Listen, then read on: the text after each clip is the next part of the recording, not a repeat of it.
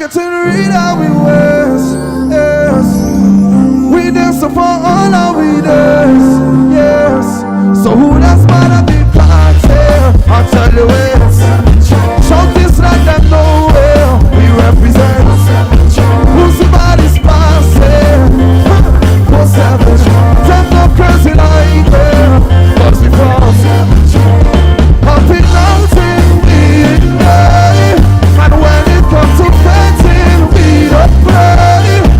We not leaving this land till we say promoter and police can't move away. And so we don't side it up whenever my team link up. Cause we bring the vibes, we bring the light. Yes, we bring everything. Search and come out with us, we have different energy. Ask anybody who knows man of the party. I'll tell you it. Don't it let them know where we represent. Who's the body's passing? Them no crazy like where. Up in mountain we die. And when it comes to fighting, we not leaving this land till we say promoter and police can't move away.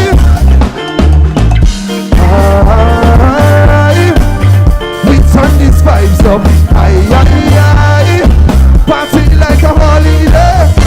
Anywhere we there, love is so we there, so we still. So who does matter the party? I'll tell you it. Don't it let them know there we represent. Who's the baddest passing? Oh yeah. Them no crazy like them. Up in mountain we die. But when it comes to fighting, we not leaving this land till we say promoter and police. That's why till we can't get rid of the ways. No, we can't get rid of the ways.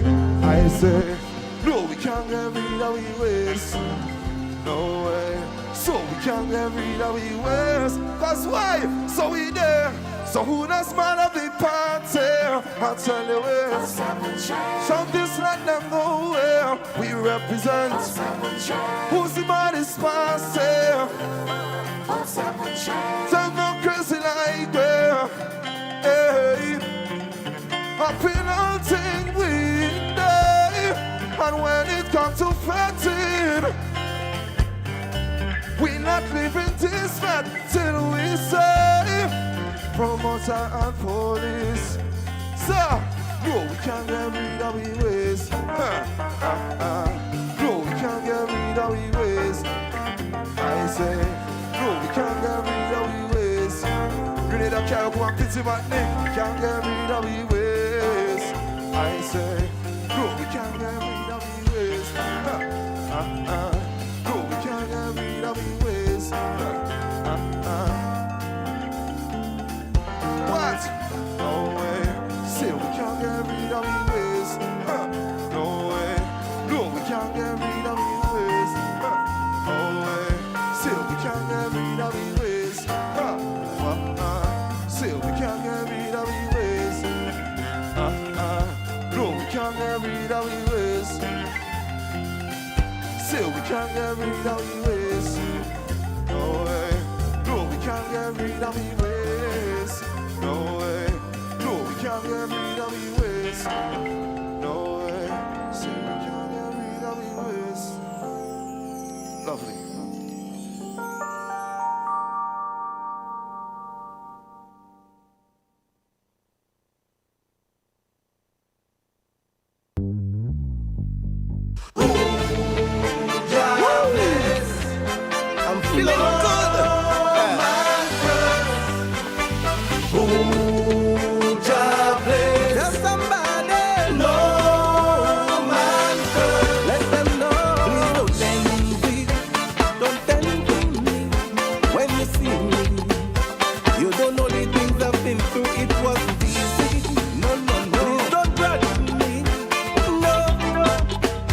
What for me cannot be for you. I have been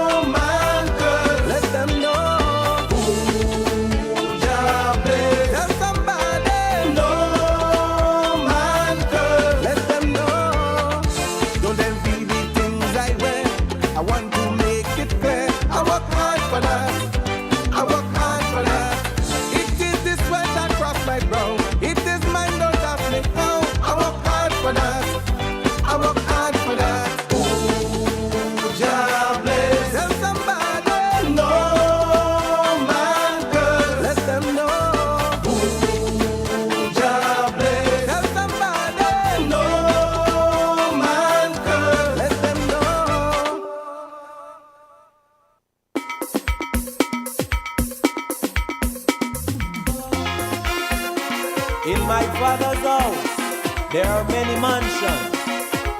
If it wasn't so, I would have told you. For you, walking in the footsteps of the Lord. I wake up in the morning, and before I eat my bread, brother man, I get on my knees and I give the praise.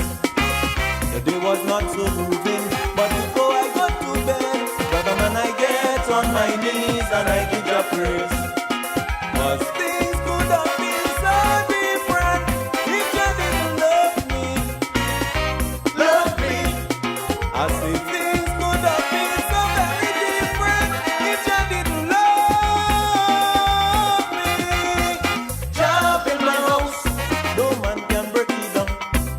Jah build my house, no man can break it down. I say Jah build my house, nobody couldn't break it down. Jah build my house, no man can break it down. Wicked people, make no sense you try. Jah watch over right. Jah build my house, no man can break it down. No way. And good night to you, Grenada, Carriacou, and Petit Martinique once again. It is time for Hard. I've been doing so much stuff with Hard Talk today that I actually calling the program Hard Talk in the Talking Points. And we will be having a guest joining us tonight in a bit. Jah build my house, nobody can break it down. I say Jah build it. Yes, the Honorable Emlyn Pear will be on with us a little later on. Jah build my house. In the interim, saying a special good night to all of you joining us via the various mediums.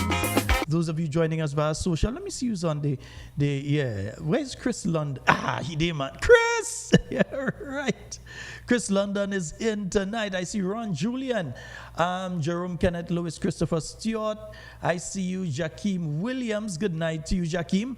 And let me see, Shirma Jeremiah, Joyce Lewis, Anne-Marie Dick, I see you. Veronica Alexander, Fitzroy Edwards, Janice Mitchell, Kathleen Knights, good night to you.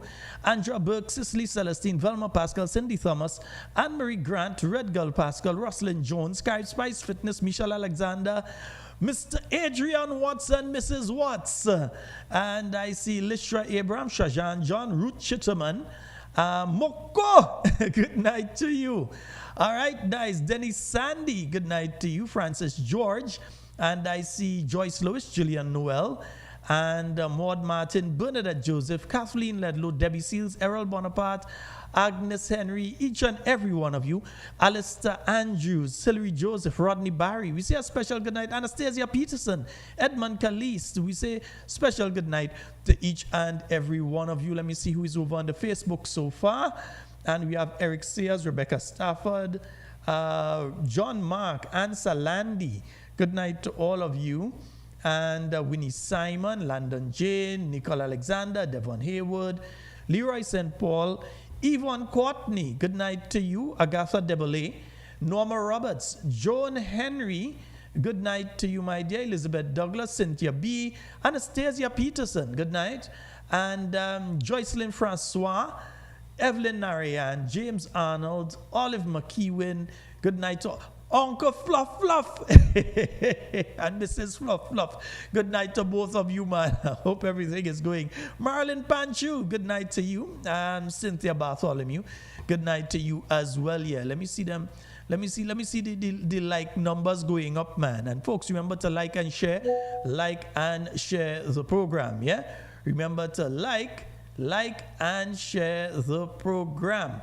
All right, nice, beautiful. Let me see where my music go, man. You see that song? I tell you already. That song is coming one of my theme song and them now, you know.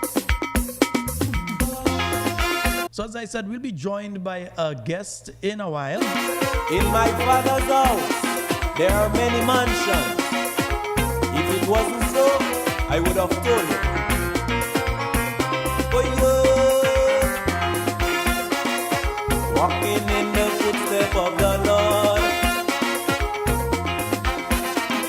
I wake up in the morning, and before I eat my bread, brother man, I get on my knees and I give the praise.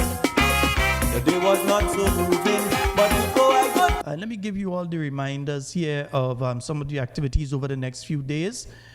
in the St. John community. Yes, good night to you, Mr. Alvin Dabrio. He will be having his meet and greet out there in Grenada and surrounding communities. That's taking place this Sunday from 2 p.m. And you'll have the opportunity to interact with him, discuss issues and so on. So he will be out in the community there in Grenada this Sunday starting from 2 p.m. All right, the St. Andrew Northwest New National Party Support Group, they've got their breakfast and lunch sale that's taking place this Saturday. Don't miss that one out. Yes, so you're heading out there about 6 a.m., at the Birch Grove Community Center. You'll get your breakfast there, and then after that, you'll be able to get your lunch. So that is this Saturday. It's the St. Andrew Northwest constituency branch of the New National Party.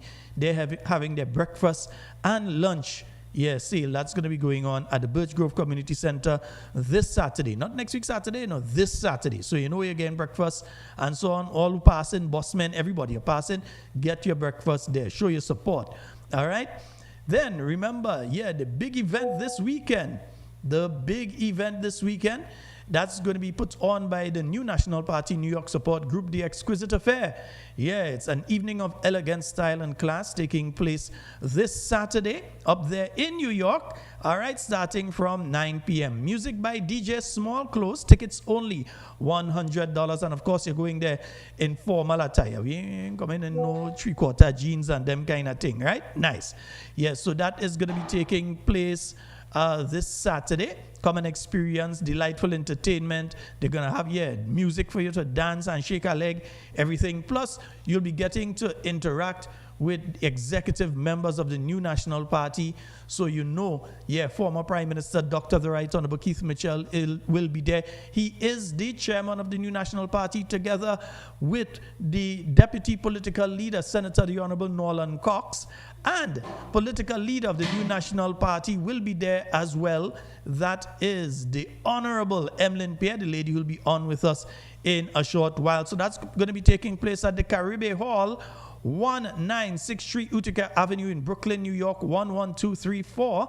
And you can contact Aisha Olivier on 917-520-3164, Kathy Albert on 347-262-6818, Wendy McGuire on 917-602-1476, and PD Francis on 917-642-7187. Sharon Caesar on 862-234-0879. All right, so that's going to be taking place at the Carriacou Hall, 1963 Utica Avenue, Brooklyn, New York, 11234. It is the Exquisite Affair of the New National Party taking place this Saturday from 9 p.m. All right, nice. So we're looking forward to that one. And you have the St. George Northwest constituency branch of the New National Party. They've got their breakfast and luncheon sale that's taking place next week Saturday, not this Saturday. They're coming next week Saturday at the Bujeju playing field from 7 a.m. until tickets only $20. And, you know, we must speak of Kelani. You know, when you think about healthcare and what is going on, when we can help, we help. All right? So Cooperative Bank, Kellyanne George, Kelly George, the father of Kellyanne, and that's the account number 1070-63547. Or Nexa Credit Union, Melianne Francois, her mother, at 221-553-10-0. All right, so you've got to check in there. We have, that's Kellyanne, right, nice. And, oh boy, this one I'll have to play in a little while.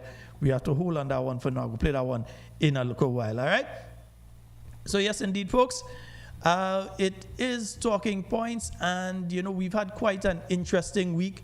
We're hearing about people who could just get information that the Integrity Commission have. We're hearing about people coming out and saying things, and then when you tell them that is what they say, they're coming out and say, that is not what they say, and it wasn't so, and it's not that they mean, and all sorts of nonsense, and so that we see taking place with the group of individuals who presently hold the reins of power in our country.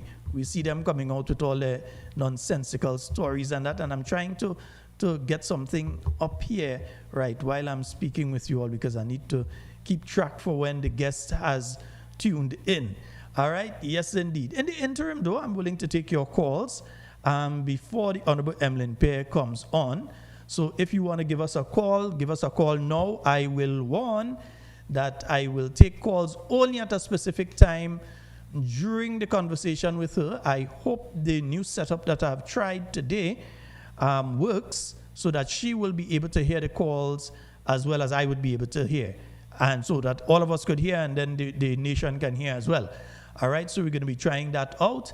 I tried a new setup. As I said, I think I know what to do. So I've set up it in a particular way. So I hope that all of that works properly. Nice? Yeah. So again, 1473-440-7377. We're going to take your calls before the Honorable Emlyn Pear comes on. If you want to just call, you might have a question that you want to pose and so on. You can call and leave that question right now. Remember as well, for those of you who know how to do it, within the chat, you're seeing the donation thing there. Again, we try to reach 10 on a nightly basis. We're not reaching 10. And the night that we get the most, that's not towards that. That's towards helping those folks in Carriacou. As I said, we were able to raise 125 US in total, 125 US. Some of it came in pounds, but when you convert it, it's 125 US. And together with that, there is a promise of a donation of 200 tomorrow, and there was one other person, they didn't give the amount, they didn't say the amount they would give, but they promised to donate towards that, a person in Carriacou tomorrow, right? And then we have, they said that we donate towards the program on the Friday, because as I said, there are different challenges when I'm doing the program on a Friday, and as such, we have to be able to cover those. All right, so 1473-440-7377. I will take some of your questions now, just in case you have a question that you would like to pose to the Honorable Emlyn Pear when she comes on. Let's go to the phone line and let's go. Hello, good night. Good night, Sheldon. Hi, good night. Yes, sir, go right ahead. Sheldon. Yes, sir, are you hearing me? Hello. Hi, are you not hearing me? Hello. Oh boy, it seems as though he's not hearing. Yeah, try again, man. Try again. You never know, Papa. You might get through. Try again. I was hearing you clearly. I'm pretty sure the listeners were hearing you. So let's try here again. Hello, good night. Hello. Hi, hold 1 second. I see what's the problem. Hello, good night. I see what's the problem here. Hold 1 second. Yeah, you should be hearing me now. Yeah, go ahead. I just fixed the problem, because I started to hear me over by you. So try it one more time. I just sorted the issue out, man. Yeah, hello? All right, nice. You can call back. Nice, right. Okay, right. Yes, okay. Let's try it for the final time there. Hello? Hello. Yes, sir. Hello. So you're still not hearing me? Hello. Hello? Yes, Sheldon. You hear me? I'm here now. We were hearing you all the time, you go ahead. I sent some pictures for you last night. You watch it? Some pictures last night. I can't say that I did. I can't remember seeing anything coming in. I'll have to double check the system. Okay. Yeah. Okay. It was in relation to the photos were in relation to what? You know, the cutting. The cutting. Because Lara Pace, the East of Lara, Windsor Forest, and the area to the Lacalome. All this kind of area, what you cut on water bank up right now. Yeah. The one I sent the pictures. Anything I was sending back over for you. Okay, no problem, my brother. All right, thank you. Okay, Scott. Yes, sir. I said good night to Miss Kami. Miss Kami. Yes, good indeed. Night, yeah. Good night. I will pass there tomorrow. Pass there by tomorrow, Kami. Okay, somebody said me I made a mistake. Next week, Friday, read the message again from, I don't understand what that person is talking about. Somebody was saying me I got the wrong time on something. All right, my brother. Yes, someone is telling me here I got the wrong time. Good night, Sheldon, you're mistaken. Next week, Friday, read the message again from Tuesday. I am not sure what you're referring to. Listener, you have to be more specific. You see, usually people send message to me, but you have to be very specific when I'm on air, because I can't take a 5-10 minutes to go and try and see for locate whatever it is. All right, so yeah. All right, so you have to be kind of more specific. And let me say good night to the crew from Ford. Yeah, Brandon, Vernon, Anne-Marie, Rosanna, Sherry-Ann, Dale, Marilyn, the entire New National Party family up there in Ford, who name call and who name ain't call. Good night to all of you. And they're saying a special good night to the Honorable Emlyn Pear and their future MB, Sister Amanda Japel George. All right, wonderful.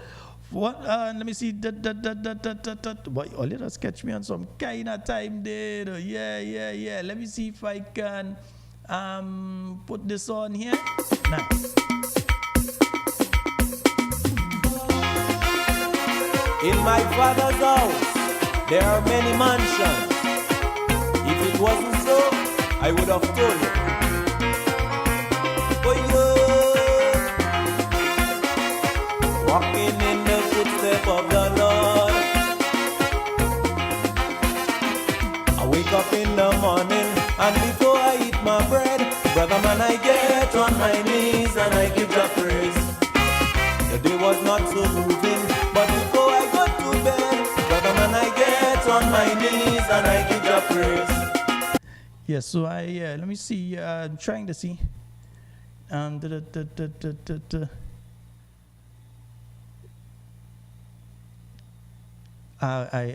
not sure what they're referring to, but anyway, yeah. So right, 1473-440-7377. Those are the numbers. Oh, next week Friday they're dropping off that. Okay, not this Friday. They're gonna drop off that 200 next week Friday. Okay, now I understand. All right, and someone here. I think we have a caller online. Hello, good night. The voice of one crying. Are you hearing me, Sheldon? Yes, man, I'm hearing you. Are you hearing me? Yes, I am hearing you very loud and clear. I was under the weather just for a little while, but I survived. How are you and the family? We're fine, man. Your song under weatherish. yes, definitely. Sheldon, I am very much concerned as it relates to the present political climate in Grenada, Carriacou, and TD Martinique. Most of all, I am deeply concerned and saddened with the present situation as it relates to the housing situation in Carriacou and TD Martinique. And when you look at the situation presently right now, and no money has been paid. I don't know if he had been paid as yet, but I heard the Prime Minister said when asked the question that the checks has been prepared for the hardwares in Carriacou and the various people that has been owed. But up to this present time, there are information to suggest that no monies has ever been paid to the hardwares at all.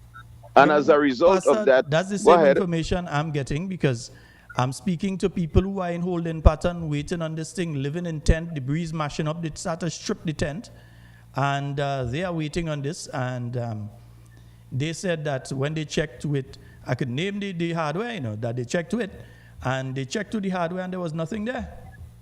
Yeah, exactly right. And Sheldon, I'm deeply a part of Carriacou. I mean, when you're talking about Carriacou, you're talking about Pastor Louis, and I get in the report that people are out there and are waiting, for the hardware to be paid in order for them to get material, to try the best to see how they can be able to build a house. But what I'm saying, Sheldon, I'm very, very, very disappointed with this administration. Where is all this amount of money that has been passed after burial? 14 days after burial, past $118 million.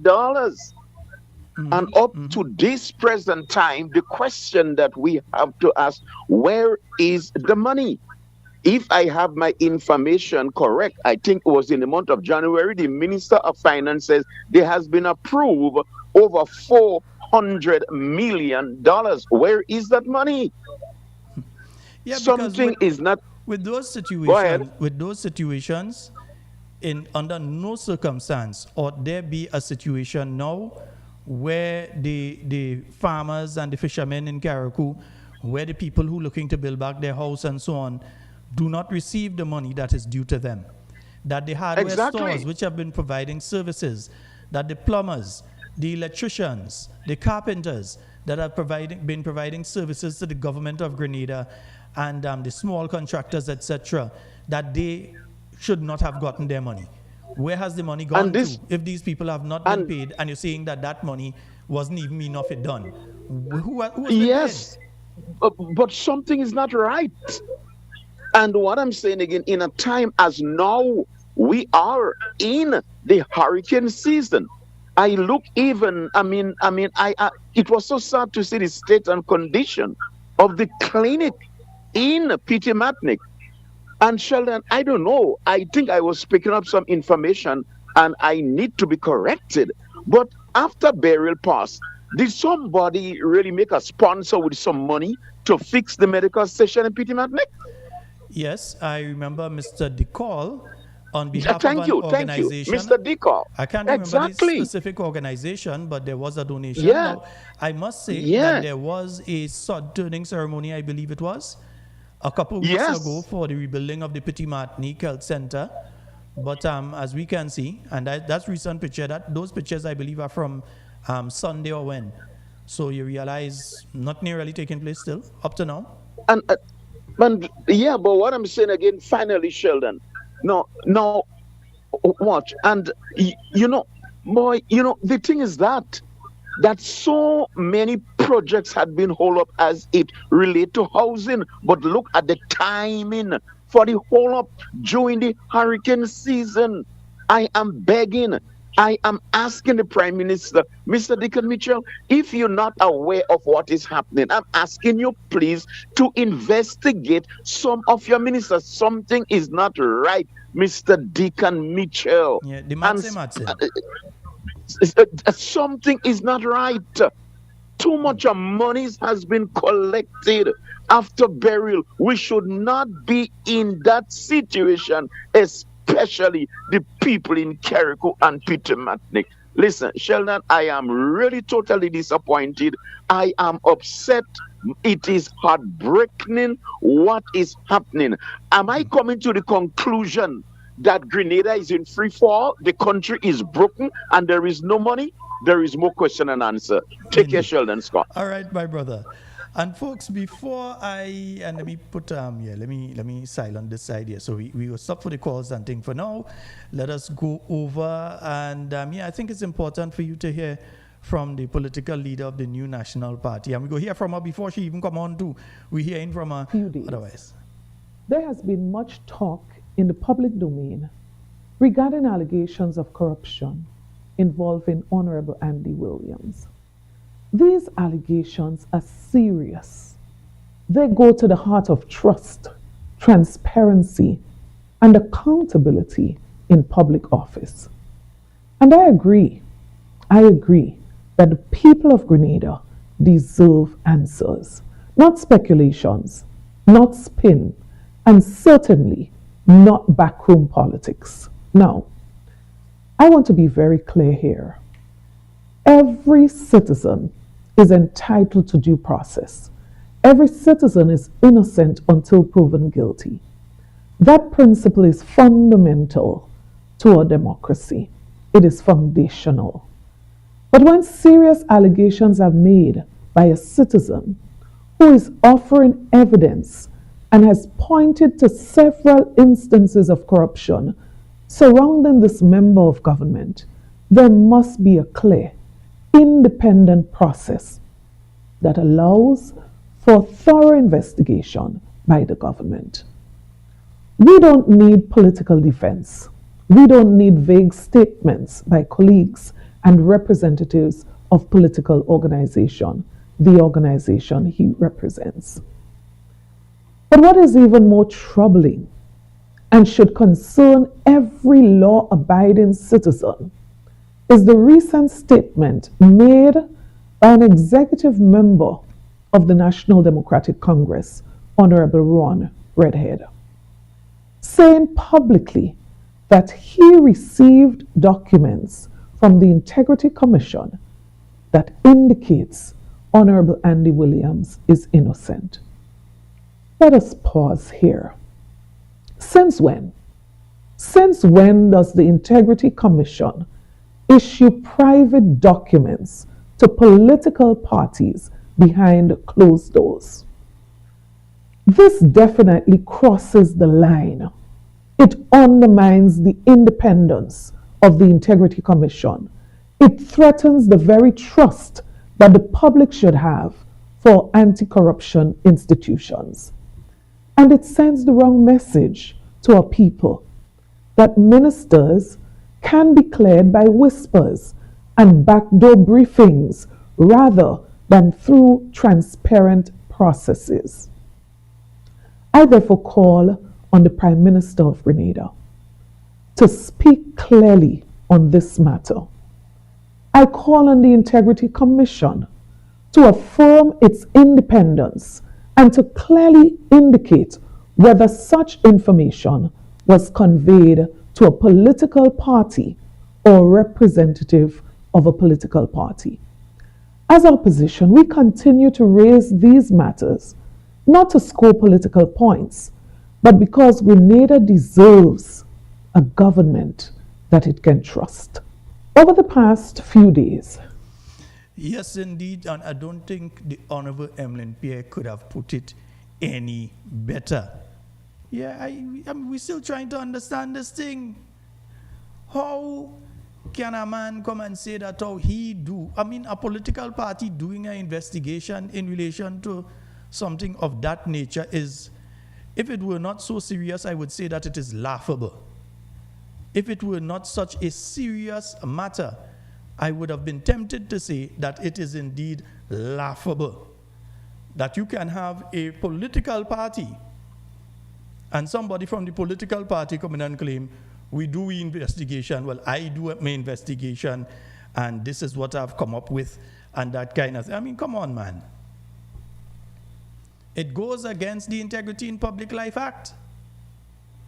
I was able to show you here the oath of secrecy in the second schedule of the Integrity in Public Life Act.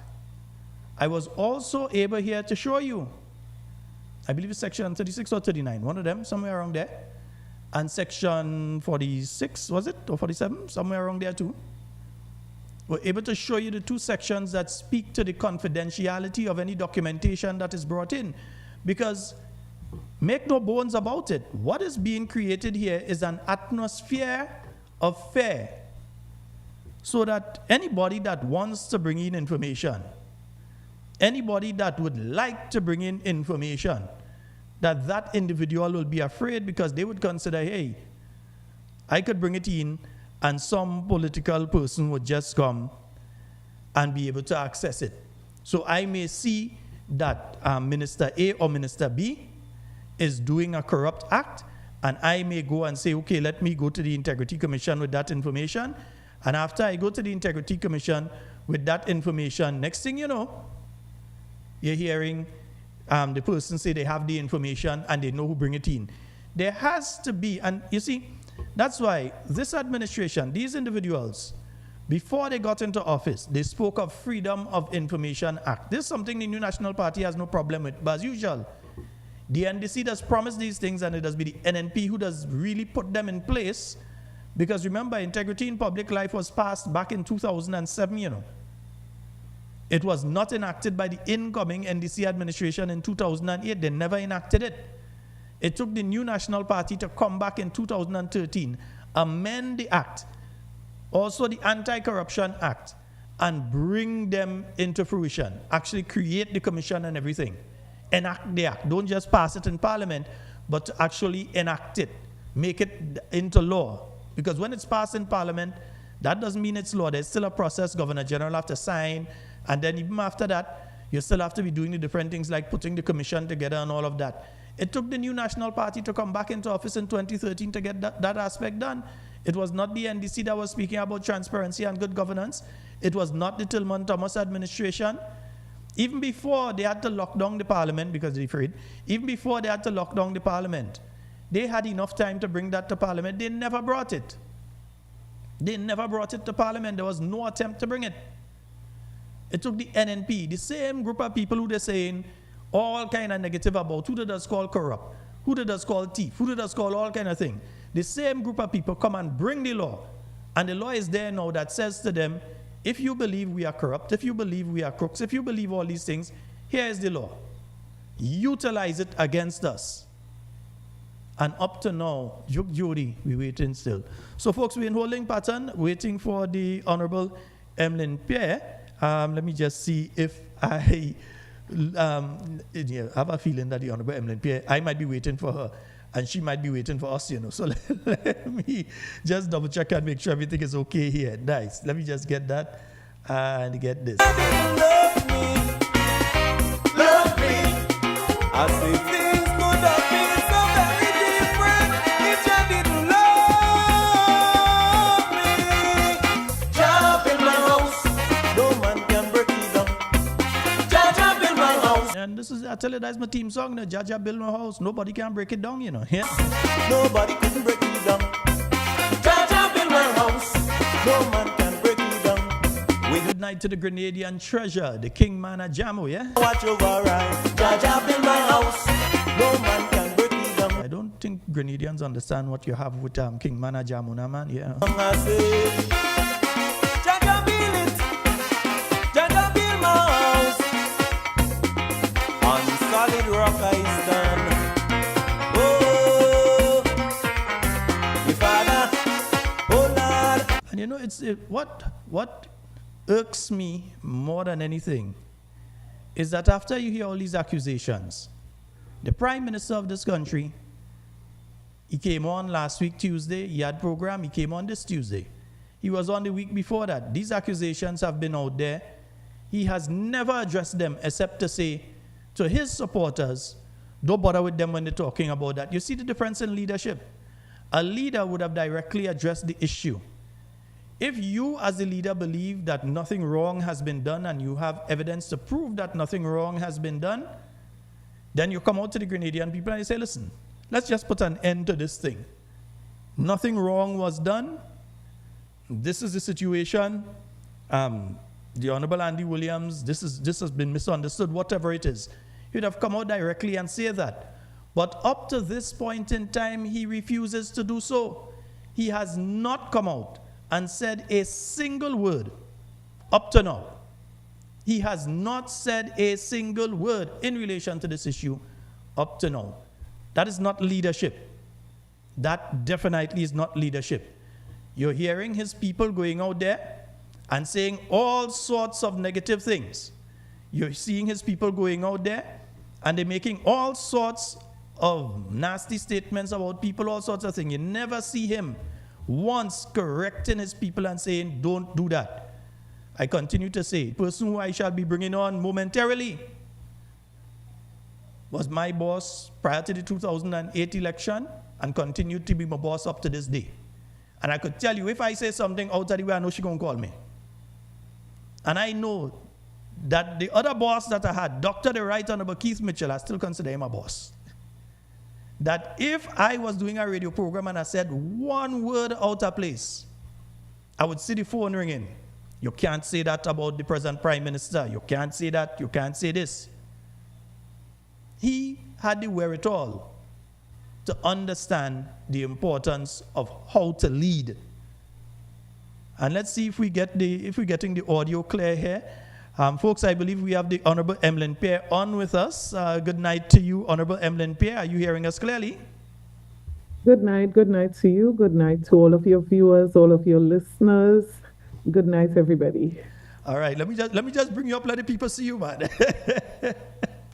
How has your day been? I see some pictures, like you were out and about today and last night, and so they had you out and about. Every day, every night. Oh, goodness, oh, goodness. And then I actually just rushed back from Post Royal because they celebrating Post Royal Day today. So I spent a little time there. My last stop before I ran home to catch up with you and your viewers and your listeners. And of course, you know, they have been waiting with bated breath to hear from you this evening. I'm happy to be here. And I want to start somewhere that we just played that video from you in relation to that issue of Imagine a MP is saying that they went to the integrity committee and get documentation, you know. This one amazes me. An MP is claiming that they went to the integrity committee and they got documentation. On that issue, what are your views in relation to the issue itself and how it's being handled? As I mentioned, the Prime Minister has had several opportunities to address this issue. He bluntly refuses to address it. Instead, he tells his supporters, don't listen to them. And they go come with other thing and say other thing, because probably he knows that there's other things that the opposition may know of happening, and he's saying to them, don't listen to them.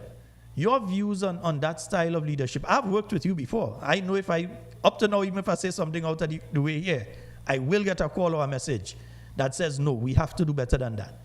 Your views. The best way I can describe this is very unfortunate.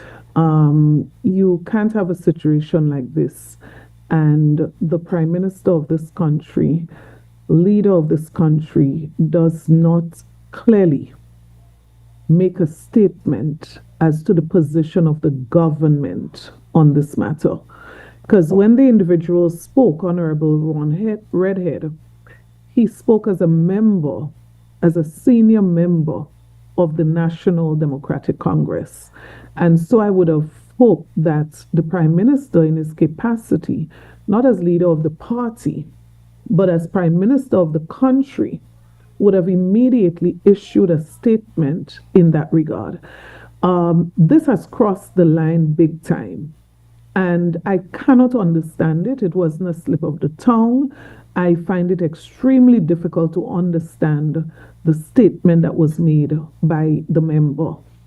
But when I put this into context, I'm also shocked that the Office of the Integrity Commission has not made a statement on this particular matter, because this has serious implication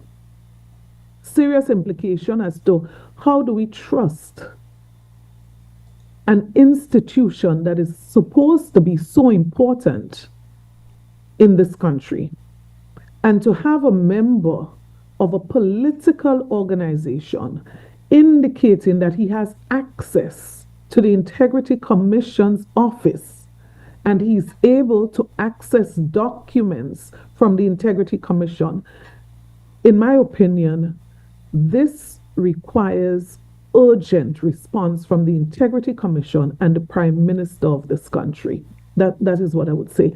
I believe this has seriously gone beyond the line. It has crossed the line in a very serious way. And we ought not to accept this as something normal.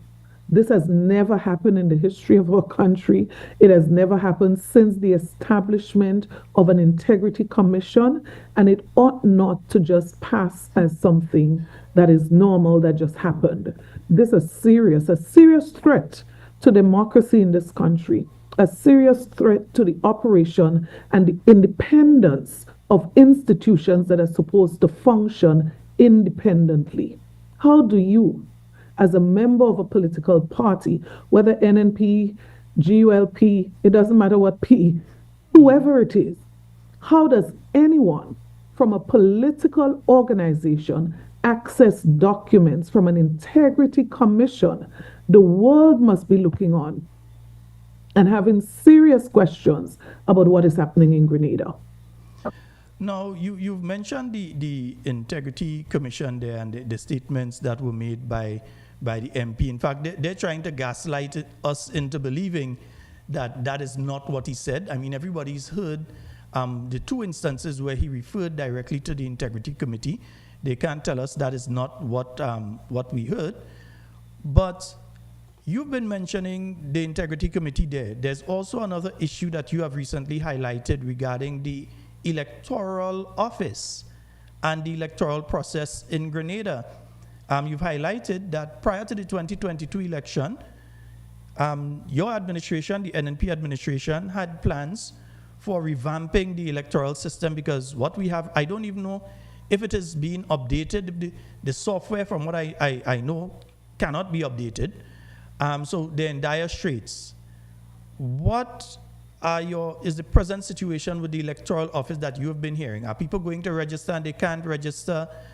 Do we have a system that we ought not to trust? What is your view in relation to the present situation with the electoral office? So I would first comment about the human aspect of this. We have some serious concerns about registration in various constituencies. And as I said, I'm going to speak to the human aspect and I'm going to speak to the machinery aspect of this. Now, many persons have been reporting that they are going to some constituency offices and cannot get registered because officers are not available, right?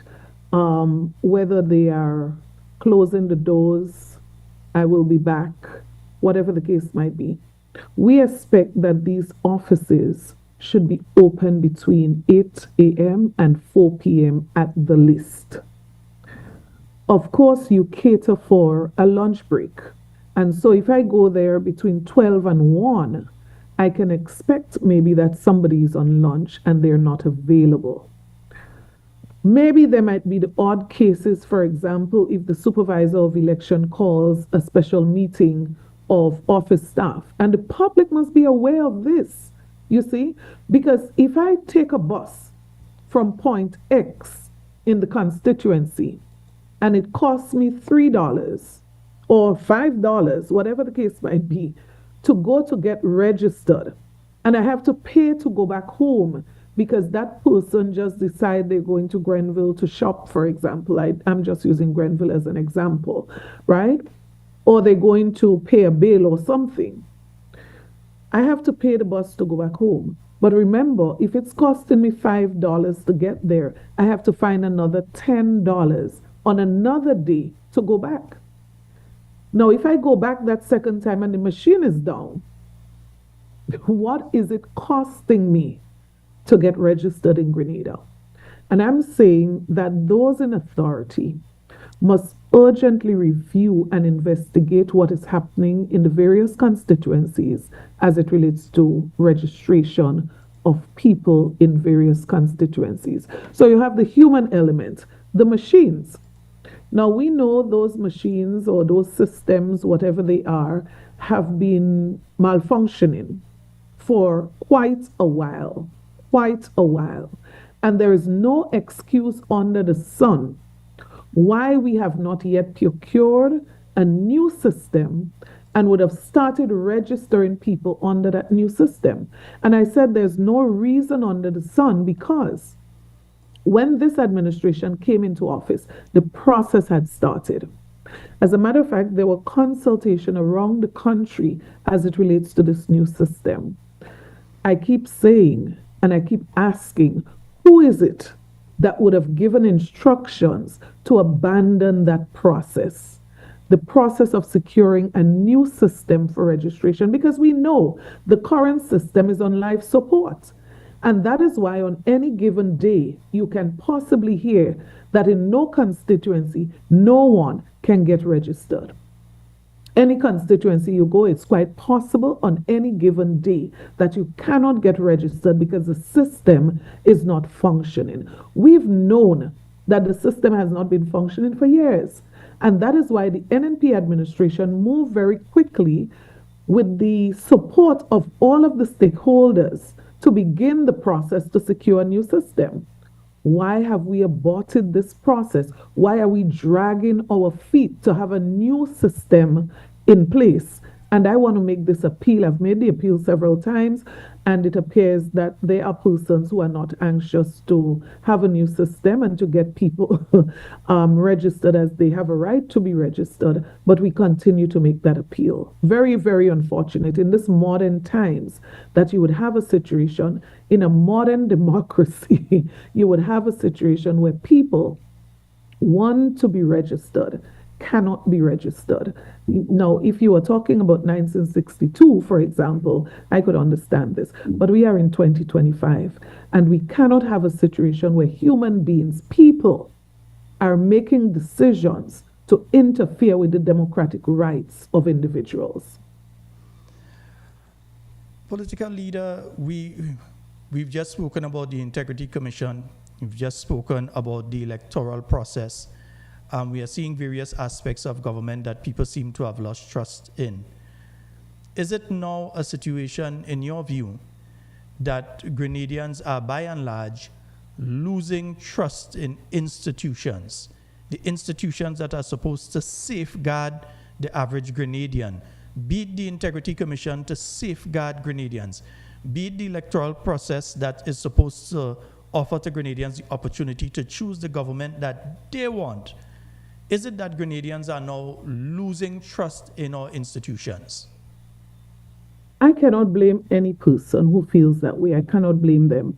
When you have an institution like the Integrity Commission and a member of the new National Democratic Congress, a former minister of government, well, I'm not even sure if he's still a minister or not a minister because sometimes that's unclear. But when you have somebody like that saying that they have access to documents in the Integrity Commission, it is frightening. When you have a situation that a registration officer is seen participating in a public activity of a political party, I cannot blame anyone who said they are losing trust in some of our institutions. And unfortunately, those who hold the power, those who can make the decisions on this, are choosing not to make the right decisions.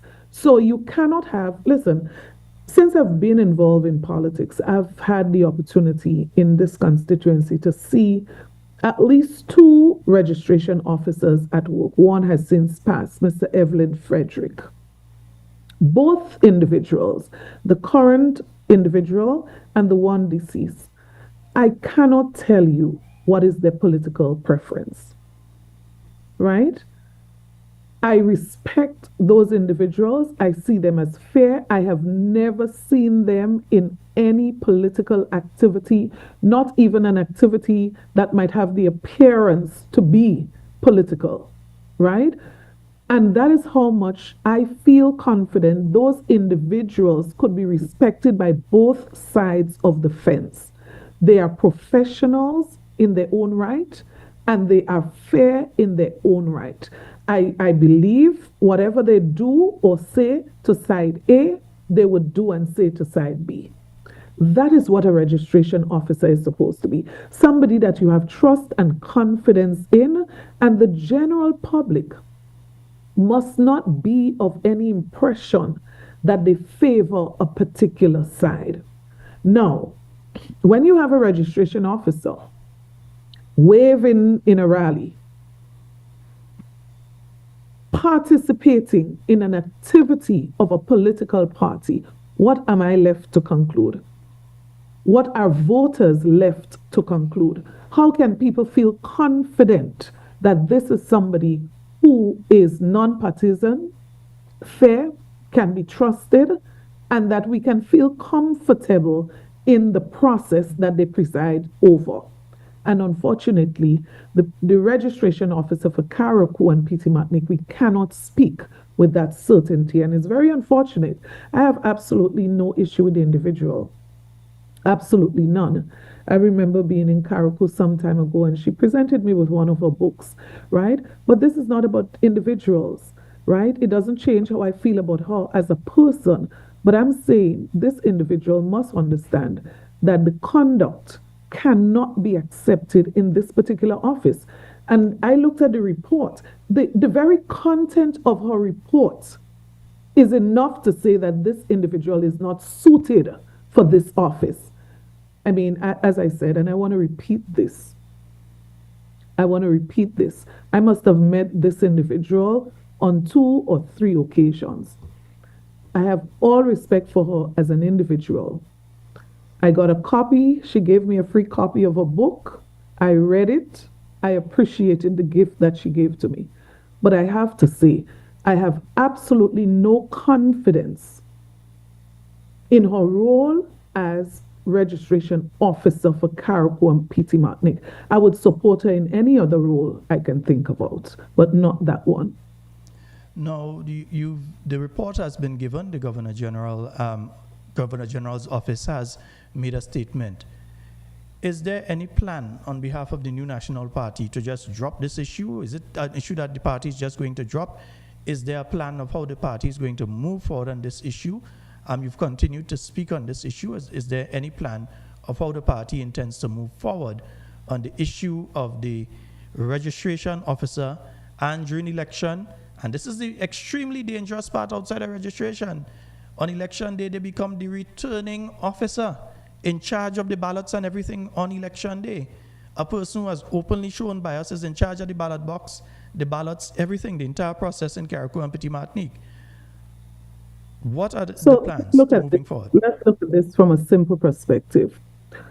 When a voter or potential voter goes to that office in Carriacou, that person wants to get registered, and they are told that the machine is down or the internet is down or they cannot be registered.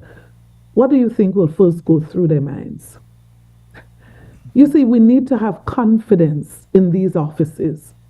We need to believe that when they say to us the machine is down, that we believe the machine is genuinely down and it is not an effort to prevent someone from voting or to prevent someone from getting registered. So I'll break it down as simple as that. As it relates to what the New National Party is prepared to do, we are following due process on this matter.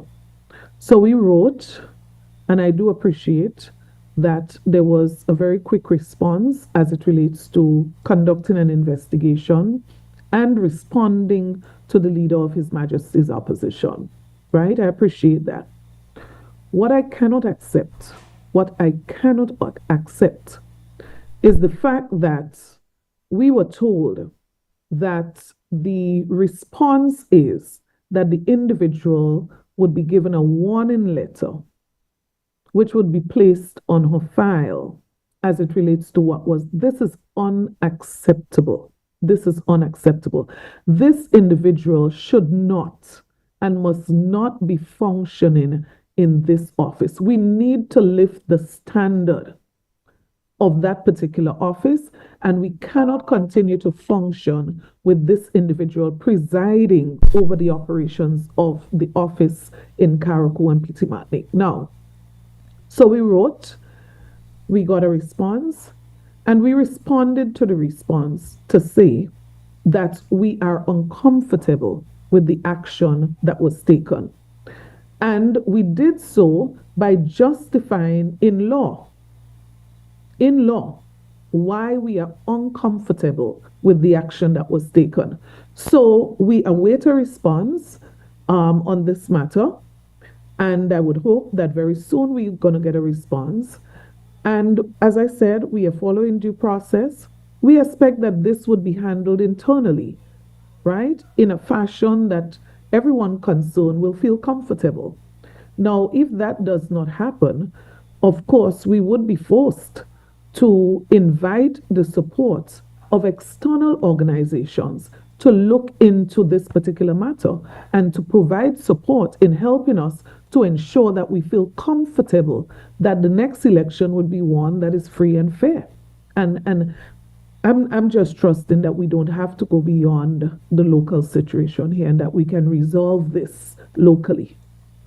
Indeed. And just to let the listeners know and the viewers know, for those of you who may not know, we're speaking to political leader of the New National Party, the Honorable Emlyn Pierre, and leader of His Majesty's opposition. And recently, in fact, so recently, I think it was just in the last 48 hours, we've seen you out there in St. Vincent, and I know many folks, they were very impressed. Tell us a bit about that meeting, because people saw you going out there, you're speaking at a meeting out there. The meeting that took place in St. Vincent day before, that for some strange reason our Prime Minister decided he wasn't going to go. I think he popped in yesterday or something for an hour or two. What was that meeting about? Okay. So the meeting that I attended was the OECS Assembly, and this is an activity that happens every 2 years. The OECS Assembly meets every 2 years, and that assembly comprises leaders of the opposition in the OECS countries and leaders of government in the various countries. So the government, the prime minister, and the opposition leader, so to speak. As you indicated, the prime minister of Grenada did not attend. And I, of course, as leader of His Majesty's opposition, did attend that meeting. There was a presentation from the Director General of the WTO. Very interesting presentation that highlights the current issues, international global issues that, of course, affect not just other countries outside of the OECS, but particularly she spoke to the issues of small island states. And following that presentation, there was obviously an opportunity for leaders and other persons to engage with the Director General. And then, of course, there were about 5 bills, a suite of bills that were presented by Minister for Foreign Affairs in St. Vincent. And of course, that was when I took the opportunity to address the speaker because we had the presentation of the bill. It was a suite of bills. And following that, I believe one Prime Minister for St. Kitts and Nevis, did make a response. And it appears that thereafter there was a move to close the debate. And this didn't rest very well with me because I couldn't understand that you went out of the way to get to St. Vincent. We got there about 8:30 in the morning. The meeting was starting at 9, and there was an attempt to close the meeting by 12, right? And people came. I could have seen, I saw the representative from Montserrat. I could have seen on his computer he had a prepared speech. The person who was next to me, I think it was obvious he did not have a speech because he asked me whether or not I saw the documents before. So I'm saying this to say some people came and they got the documents late, they did not study the documents, and some people came with a speech, and there we were wrapping up the debate. So my presentation, my original presentation, I did not deliver that. But of course, the circumstances required us to really express our views on not just the issues that were being that were happening there at the time, but also the general purpose of the assembly and how are we going to move forward future-wise as it relates to the functioning of the assembly. So the gist of what I said was as a result of what happened on that day. No, you've mentioned as well that there was a presentation by the WTO, the World Trade Organization, in relation to various issues. Here in Grenada, on a quarterly basis, we have been monitoring closely the consumer price index. And even from 2022, 2023, 2024, and 2025, we've been seeing significant increases in various areas. Meats, for instance, protein necessary for life. We've been seeing significant increase in the areas of meat and poultry products, etc. And we've been seeing, I think, over a 16% increase in relation to fresh fruits and vegetables. So even if you're a vegan or vegetarian, 16% increase in that particular area. And even worse, we are seeing significant increases in medication, pharmaceuticals, medical products, and medical services. I know that you have been following very closely the consumer price index as well. And together with that, we also have the situation with the present conflict between Israel and Iran that has driven the cost of oil up. We are going to see the results of that in the months to come in our electricity bills and other areas. And you also have the various threats being made by the US administration regarding tariffs and so. Your views into where we are right now, and what should Grenada really be doing at this point in time? Are we just going to say, well, okay, every 3 months we're going to look and see the prices increase and that's all well and good? What should Grenada be doing in your view at this point in time, and your views on this entire situation as we see it, especially with the report that was made by the World Trade Organization? Mhm. Well, Sheldon, I would say this. We don't have to even follow no consumer price index to understand what's happening. We don't have to wait for a report to understand what is happening in Grenada as it relates to cost of living. You just go to the supermarket, walk the street of Grenville, walk the streets of St. George's, speak to a businessman, speak to a mother, speak to a farmer, speak to anybody, and you get a perfect view of what is happening. So if you look at it from the perspective that if you had $100 in 2022 and you went to the supermarket to shop, take that same $100, go to the shop today and compare the two baskets. We don't need the consumer price index to tell us that. We get in a bag. For those of us who follow the consumer price index, we can see the correlation. We can see what is happening theoretically. We can see what's happening with the statistics, and we can match that to what is happening in people's pockets, right? So you're absolutely right. There has been a consistent increase in the cost of goods and services in Grenada over the last few years. So if you measure and you monitor 2022 to 2025, every year, year on year, there has been a consistent increase. And those increases are in the area of food. The main areas: food, medication, right? Pharmaceutical. So if you compare what you were paying for amlodipine, which is a high blood pressure medication, measure and check what you paid for it in 2022 and what you're paying in 2025. Significant increase. Some people are cutting their dosage as a result. And that's just the hard facts, the reality of what's happening out there. You ask the average person, how are you coping with your medication? And they tell you they cannot afford to buy what is prescribed every month, right? Even persons with heart issues would tell you that they skip medication because of the significant increase in the cost, right? So you don't need the consumer price index to tell you that, right? It's absolutely clear what is happening out there. And so, quite obviously, the first excuse you would get from the government is that this is not happening just in Grenada. Well, nobody said it's happening just in Grenada, right? Nobody said it happened only in Grenada in the past. What we are saying is that in the past, when there's a spike, where there's an increase, where there's a situation where the cost of living is increasing, where cost of fuel, for example, you have the situation of a war and the price of fuel just jumps up, goes up. Government therefore takes action that would see a reduction for the consumer, right? That government is cushioning.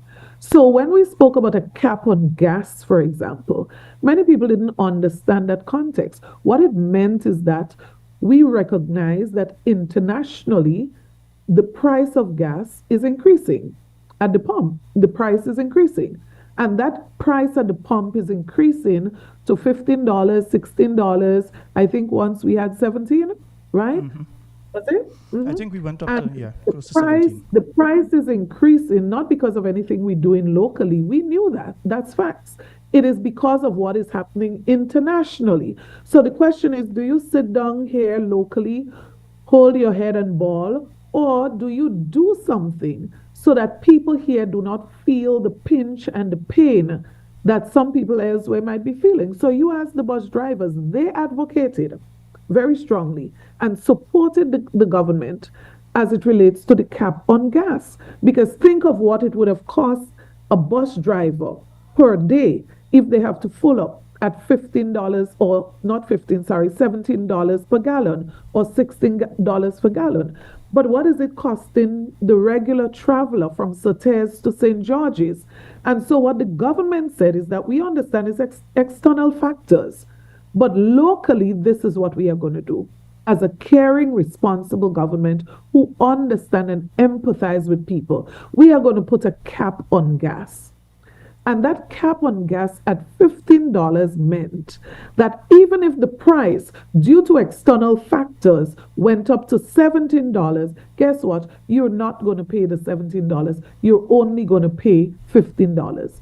Maybe our PR was not very good and people just took that for granted and believed that the price was really $15. But the government was absorbing the additional cost. And we are saying these are the kind of measures. These are the kind of measures that we would like to see, right? Simultaneously, at the same time, you expect that the cost of your electricity bill would increase, fuel price, right? Fuel cost. And so again, government decides that we are going to remove certain tax, the levy that you would normally pay that would push your electricity bill some dollars up, that you're going to see a reduction. So I remember when people were complaining, oh my God, how did the electricity bill reach to that amount?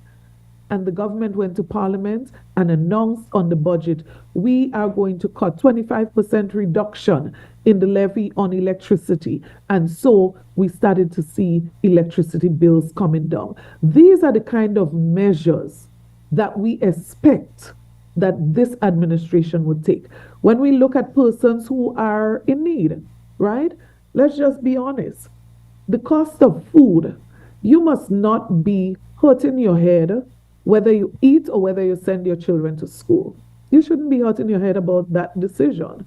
And that is why back then the government said, hey, we are going to add $150 on the seed beneficiaries payment. And we expect that that would help you, that you don't have to worry too much about a decision between food and sending your children to school, because that is to help you to pay the bus to send your children to school. Some people call it handout, but we call it measures to cushion the effects of rising cost of living. These are some of the measures, right?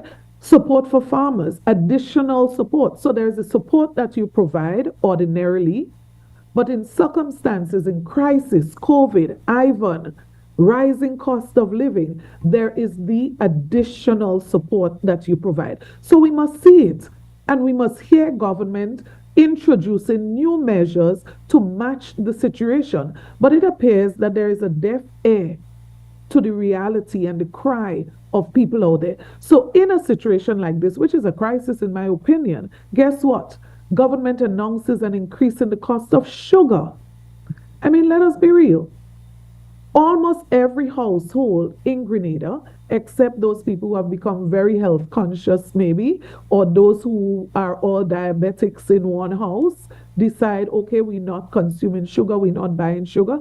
But what percentage of the population is that? 1%, 2%? What percentage, right? So it means that the majority of Grenadians buying sugar is still something that is a necessity in the basket. So you don't try to trick people and tell them about their health and telling them about reducing the consumption of sugar because you want to add a tax on sugar or you want to increase the cost of sugar. You don't do that. That's trickery, right? In addition to that, you don't take a basic commodity, a basic service as water, the provision of water, a necessity, an essential service, and increase the cost of water in a time when cost of living is skyrocketing. It is totally unnecessary for government to do that. And so these decisions that government would have taken to increase the cost of living, so we took off and reduced the cost on electricity, the government would have put back some of what we removed. Therefore, the cost of electricity went up. And we are saying in a time like this, what you expect from a responsible government should be actions that would reduce the cost of living, that would cushion the effects. So even if it's happening globally, wherever it's happening, our business locally is to find ways to cushion that effect. So that is why a responsible government is going to cut wastage. You're not going to spend $20,000 per month paying for rent for the prime minister when there's a prime minister's residence. Why? Because we cannot afford it. There's a situation where people need support. So think about how many families could get $100 worth of support from $20,000 per month. Think about it. Think about $2 million plus excess. Excess, that was not the budgeted amount. It was the additional, the overspending on travel and hosting in 2024. And if you think about $2 million plus, think about the number of families that can get relief in any given month from any part of Grenada. Montfan, Telescope, Monton, Sotes, St. Mark's, wherever you go, people can literally get additional relief. So you have persons coming who cannot go to TAMCC because while they get free tuition, they're not able to pay for other things that are absolutely necessary. They cannot pay for the transportation. How do you feel comfortable? How do you sleep at night? How do you feel relaxed? How do you enjoy certain privileges, knowing that you are spending monies that could be considered wastage? And there are people who are in need, not because they choose to be in that situation. You fired them because you won the election. You increase the cost of sugar, you increase the cost of water, you increase the electricity bill. I mean, come on. We just have to understand that some of the actions, the very actions and inactions of this administration is making life hell for certain people in this country. And we understand that water, electricity, and sugar are used by many of the small producers, the people who make the little tamarind ball and fudge and all these things to make a little dollar. All of this is used by them. So when you increase the price, let me just share this example. And it's not just the small producers. You are absolutely right. And some of these people are doing what they're doing for bare survival. So it's not about profits and savings. So this lady picks up a basket with tamarind ball or farin from Munich, and you come to Grenville and you sell, if you sell, because sometimes they go back with the basket how they came, right? So whatever you sell, this is not to go in the bank. This is for a child to go to school tomorrow. This is for somebody to eat a meal tomorrow, right? Because in some cases, that child is no longer even getting meals in school under the school feeding program. So whatever that person sells is so critical. So you're absolutely right. You are increasing cost for these people. But another example I want to share, and we should not believe that only the small producers and businesses are seriously affected. I went to a particular business place a few weeks ago, and the entire inside was dark. I couldn't understand it. And the store owner was saying to me, Miss Pierre, I'll be very honest with you. When there's nobody in the store, I turn off the lights. That was about 2 o'clock in the day, and there wasn't yet someone walking into that store. So the electricity was off up to that point, about 2 o'clock in the day. Now, I thought electricity went off, but I realized that was not the same. When you looked across, you saw lights somewhere else. I'm saying that to say people at all levels are struggling. And sometimes we assume that some people are doing well.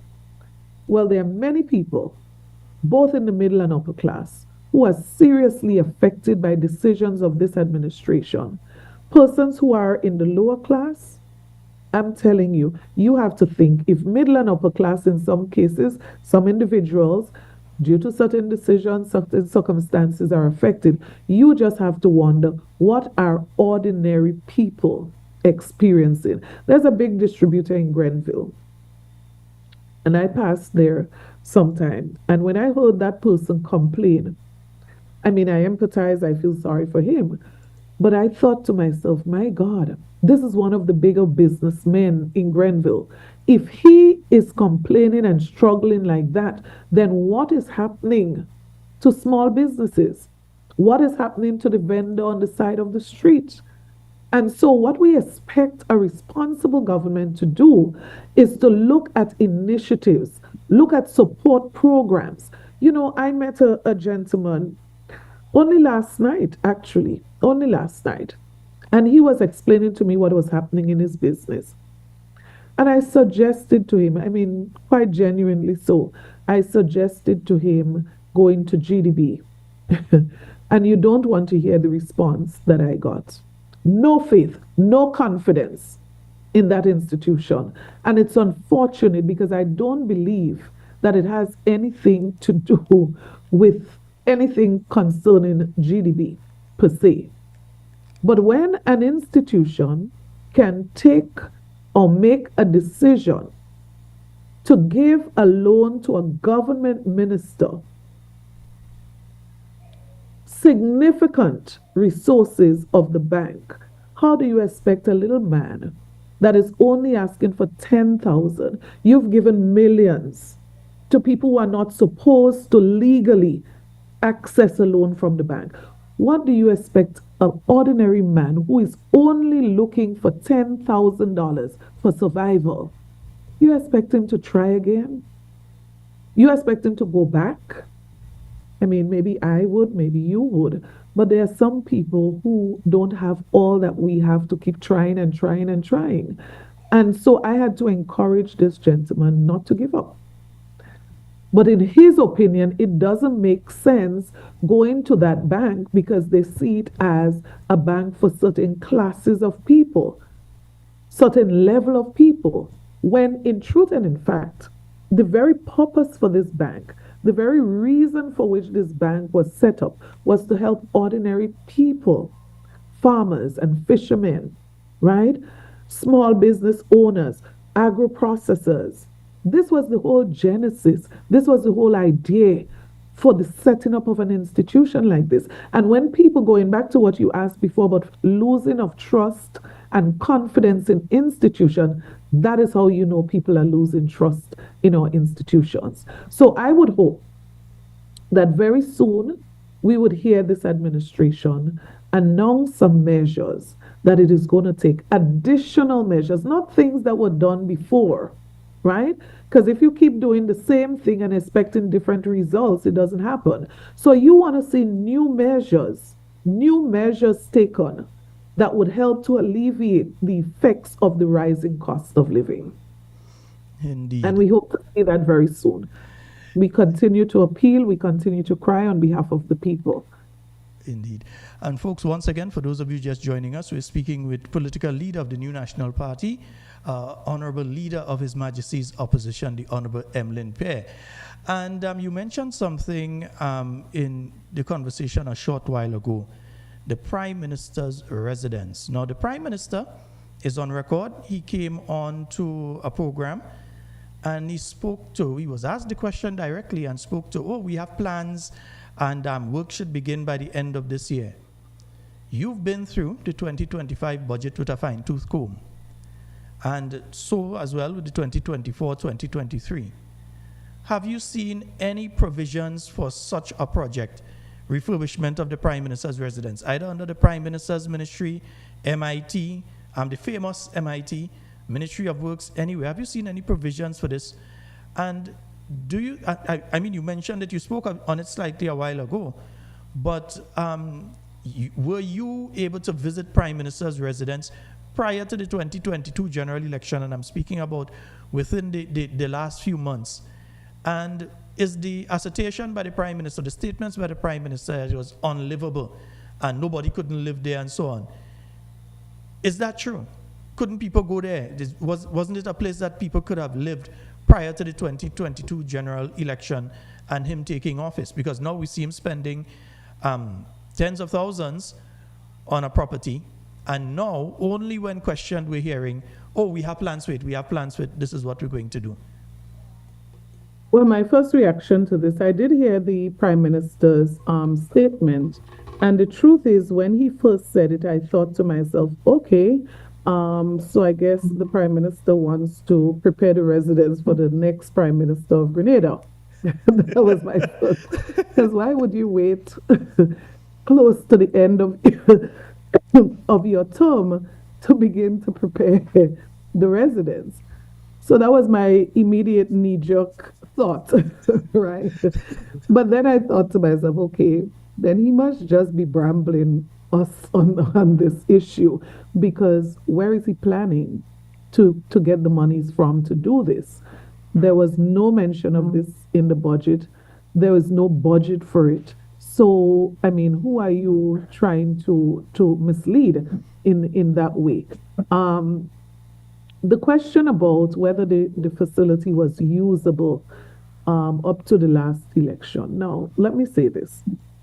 I would not have a problem with the Prime Minister if after the election he said, you know what, I went there, I would like to make a few little changes, I would like to do some minor repairs, and so I plan to remain in my private home for 3 months to facilitate some renovation, some repainting, some changing of some furniture. You know, you probably might not want to sleep on the same bed. I could understand that. Or if you say, even to go as far as to say, let me rent a reasonable place for 2 months, 3 months to facilitate this, I could understand that. Because Sheldon, prior to the last election, maybe about a week before the last election, the former Prime Minister hosted a meeting in the living room of that facility. I attended several meetings on the veranda, so to speak, of that facility weeks before the last election, right? And there was nothing that I saw there. And other people who were part of these meetings, I'm sure, can tell you that there was nothing that indicated to them that the place was not livable. As I said, maybe if I was the Prime Minister, and maybe I would say, give me a week, give me 2 weeks. Let's just, prepare the place. Somebody's moving out, give them time to take out all their stuff, because I'm sure there might have been things there that were private, I don't know. And let's leave a little window, a month or whatever, 2 months, let's just stretch it. But to say that you needed 3 years outside of that facility because it was unlivable, and in the 3 years you made not even one move to repair anything, to fix anything. I mean, you got to be not serious to say after 3 years that you plan and you have intention, because by the time you go through the what you call that, the assessment, by the time you do scope of works, by the time you go into bidding, it's election. So who's fooling whom on this particular matter, right? The Prime Minister had no intention of living there, I'm sure, and persons who represents him have indicated so clearly that this place is not suitable for him. He cannot function in a place where the bush is that's what was I heard was said, the bush is so high. But what do you do when bush is high? Give people some work to clean it and maintain it, right? But the other thing that was said is that the view is not suitable for him, looking over, these people down in Dabo and River Road there. He cannot live in a place like that. And this is very unfortunate. You prefer to spend $20,000 plus, 20 something dollars per month, and to have people who are in need begging for support for their children to go to school. You feel comfortable spending 20 something thousand per month while you have a residence that was built, historical building, for prime ministers of Grenada, Carriacou, and Pitimatnit. I just have to say, I don't know how the prime minister feel comfortable sleeping at nights in a situation like this. I don't know. Honorable Pair, one of the most topical issues in Grenada at any point in time is the issue of healthcare. And we already mentioned looking at the CPI, and again, people didn't have to look at the CPI, they saw it for themselves. Every time they go to the pharmacy, they realize it's increasing prices. Just the last week, I've been hearing of situations on the west coast of the island, especially St. John, St. Mark, and St. Patrick, where individuals who are diabetics have not been able to secure their medications. I'm not sure if that situation has been rectified. We have the situation at the Maribo facility, where even IV tubes are unavailable. And again, we have some on the island. We had a little hold up, but they will be delivered to the Maribo facility sometime in the next couple of days. It will be delivered there. So we have that situation taking place. And while that is taking place, we also have a situation that the cardiology clinic has been closed down for the time being. That's the people with heart problems.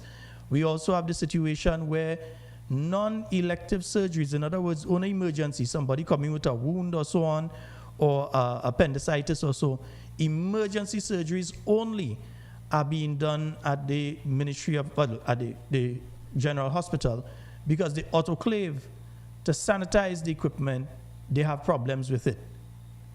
With all of this taking place, we still have the government saying they're spending, I can't remember the exact figure, but a couple million a year with Mount Sinai. And when asked by the Prime Minister is asked, well, can Mount Sinai operate in Grenada considering the US sanctions against Cuba and Cubans in the medical system here? His response is, well, that's not a question for him, that's a question for Mount Sinai, which I find to be, in my own view, quite idiotic. Since he was the one that okayed spending millions of dollars with them, you should make sure that they could work for the millions of dollars. Your views on what is taking place with healthcare right now, I'm pretty sure people come to your office all the time, as they do to many others, in relation to medication and all of these issues. Your view in relation to what is taking place with healthcare on the islands of Grenada, Carriacou, and Petit Martinique at this point in time. Well, let me begin with the opinion of the Minister for Health. The opinion of the Minister for Health is that healthcare has not improved between 2022 and now, right? He has said so publicly, right? So let us start there. This administration promised the people of this country that there was going to be a major shift, immediate shift in the health services in this country, healthcare, right? We have not seen that. But what we had was an admission by the Minister for Health that it has not, the needle has not moved. After 3 years, the needle has not moved. And I keep saying, when you look at what NNP would have done in the area of health in any given 3-year period, what is done now is embarrassing, or what has happened between 2022 and now, it's embarrassing. You cannot promise better and then after 3 years admit that you've done no better, right? Now, Sheldon, I want to add one thing that I only found out last night to the long list that you gave of the issues in the healthcare system. I met a lady last night who was hospitalized some time ago. And she said to me that she was so disappointed with what was offered at the hospital for meals. And she made the comparison to what was offered before. Now, in her mind, she cannot understand how she's offered at the general hospital canned vegetables for her meal.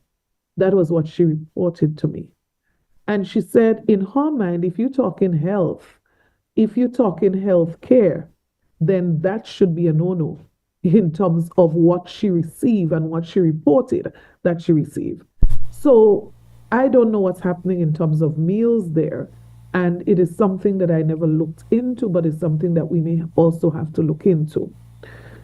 Now, with the state of healthcare, basic medication. Now, if you lie in that hospital dying and your families don't have the monies to go get the medication from a private hospital, well, you're going to lie there and die, right? Because some basic medication not available for you at the hospital. I don't want to even go into the long list of complaints that we are getting. Now, how do you look at the situation in that state and make a decision that your priority is to construct a new hospital? Again, how do you sleep at night knowing the situation, but make a decision that your investment, your critical investment at this time, is going to be in the construction of a new hospital? A new hospital that's not going to start in 2025 this year. We expect, based on what was said, that the groundbreaking ceremony for that new hospital is going to be sometime in 2026, right? But think about it. Sometimes we just have to think a little beyond what we're told. If the groundbreaking is going to be in 2026, at what point do you expect that this hospital would be finished so that you can use it? Would it be in my lifetime? Would it be 5 years, 10 years? How long? 6 years? Those are the things that we are not told. But you see, there's a way that people function when they think you're not thinking. So there's a big hype over a new hospital. Nobody is asking who will access this hospital? What would be the cost of accessing services in this new hospital? But more importantly, when will it start? How long will it take? These are the kind of questions. Do you have the monies? So we are seeing an invitation for employing of somebody. So you're asked to apply so that you can raise funds for the construction of the hospital. So we approved, well, they approved a loan authorization bill for over $400 million in 2025 for a new hospital that will not start in 2025. So the question is, what are those millions of dollars going to be going to? Who will be the beneficiaries? Who will actually be able to benefit from those millions of dollars when not one brick would be placed in the ground for the start of the new hospital? So what we are seeing at this stage is a set of consultancies, and it appears to me, based on what I've heard, based on what I've seen, that more and more those who already have will continue to benefit from these major projects that are not really, in my opinion, done with the interest of the people at heart. So I am not convinced yet. Somebody still has to convince me that the real objective and motive behind this new hospital is really the people of Grenada, Carriacou, and Petit-Martinique. Somebody needs to work on convincing me of that, right? The second thing about this new hospital is that while we've had the loan authorization over $400 million, there's a 700, almost $8 million, an additional $8 million spoken of that is going to go in an annual fee to Mount Sinai as part of this project. Now, somebody needs to explain to us exactly what are we getting for 7+ million dollars per year. What would be the benefit? Would there be a reduction in medication? Would people be able to get services faster in the hospital? Would nurses and doctors get an additional increase? What are we expecting of this additional $7 million per year? So I'm trying to understand the reasoning, the thinking, the logic. When your health system is falling apart, but your concentration is not on the current system, your concentration is on building a new hospital. And you are heading down that road, and it seems like all you're concerned about is a new hospital. And it's so interesting that the focus at this point seems to be raising monies for the construction of this new hospital, that we're going to hire somebody whose job will be to raise the monies. So let us say you don't get the monies that you need. Where are we? Because this is supposed to be a public-private partnership, I understand. So what if you don't get the partners to do this? Where does that leave us, right? People normally say a bird in your hand, how is it said, is better than many birds in the bush, right? I ain't even saying too many in the bush, right? Now we have a hospital. That's the bird in your hand. What you want to do is to take care of that bird in your hand so that it doesn't fly away, because you're not sure you're going to hold the birds in the bushes. And so we have to ensure that we prioritize healthcare, not with optics and shows and, press conferences. That's not how you prioritize healthcare. You prioritize healthcare by investing in what you have now. The polyclinic in Guave, we've spent so much money on such a major facility, state-of-the-art facility, if you ask me, for a parish. state of the art, right? But what are we doing there to ensure that you have proper services for people on the western side? So consider people from St. John's all the way to St. Patrick. Can we say that in the last 3 years that they have benefited from serious services at this facility that was built under the new National Party administration? Or are you keeping it in this underutilized state because it was constructed by the new National Party? I don't want to believe that. But I'm saying you may make a logical, reasonable conclusion based on all that you see. And it's very unfortunate what is happening. Indeed, indeed. And folks, again, speaking with the Honorable Emlyn Pierre here, I think we have roughly about 17 minutes, but I know she'll give me an extra 5 if I ask nicely. Honorable Emlyn Pierre, you're a former teacher. I know you taught for quite a while and you've been involved in youth work for many, many years. In fact, you're well known throughout the Caribbean region in youth work. But as a teacher, on Monday, the National Democratic Congress will be celebrating their 3-year. They're celebrating, other people crying, but they will be celebrating on Monday, 3 years in office. As a teacher, you pull out your pen now. How will you grade the NDC administration June 23rd, 2022 to June 23rd, 2025? How would you grade them?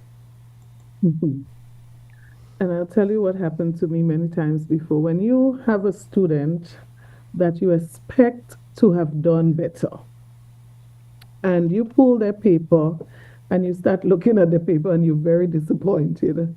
I don't know what other teachers did, but I would push it right at the bottom of the pile, because you're so disappointed, that you want to come back to it. And I really think I want to come back to that question, Sheldon. Because on a serious note, I'm extremely disappointed in this administration. This administration came into office, I believe, mainly because of the promises that they made.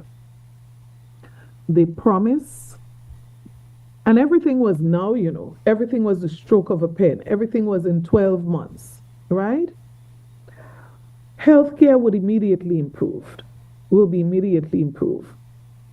They promise they're going to make Imani trainees, all public officers, permanent.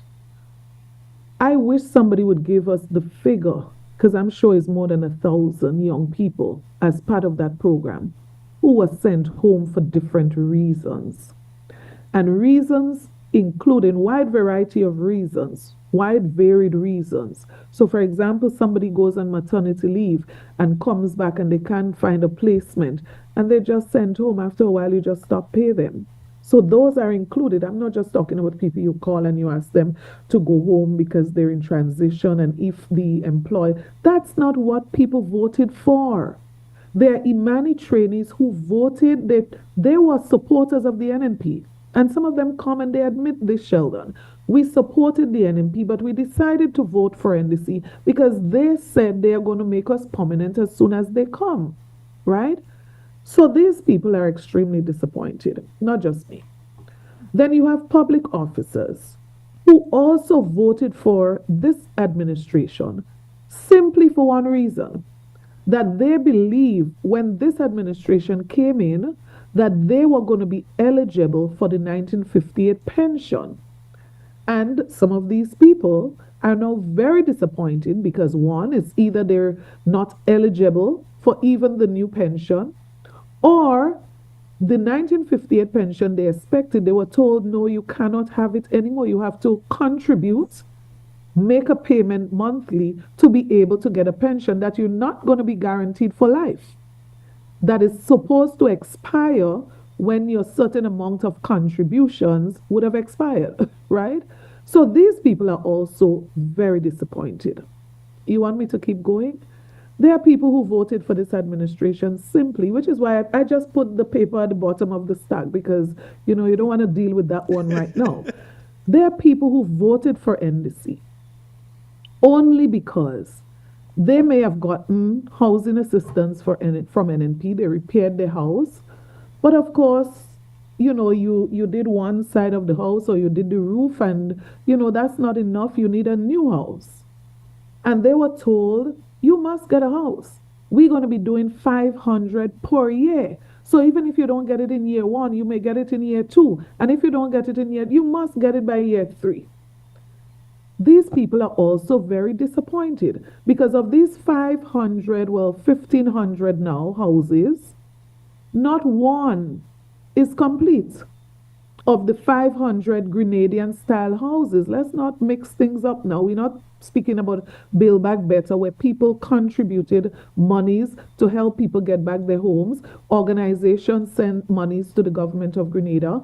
The government of Grenada got 118 million from the CRIF. We're not talking about that. That's another story. Maybe we won't even get to touch that tonight. But I'm talking about the 500 Grenadian style homes that this administration said every year they're going to do 500. Some people voted for that. And not one person in Grenada has yet been able to benefit from one of those houses, right? And so I'm saying and just giving those few examples to say that like many Grenadians out there,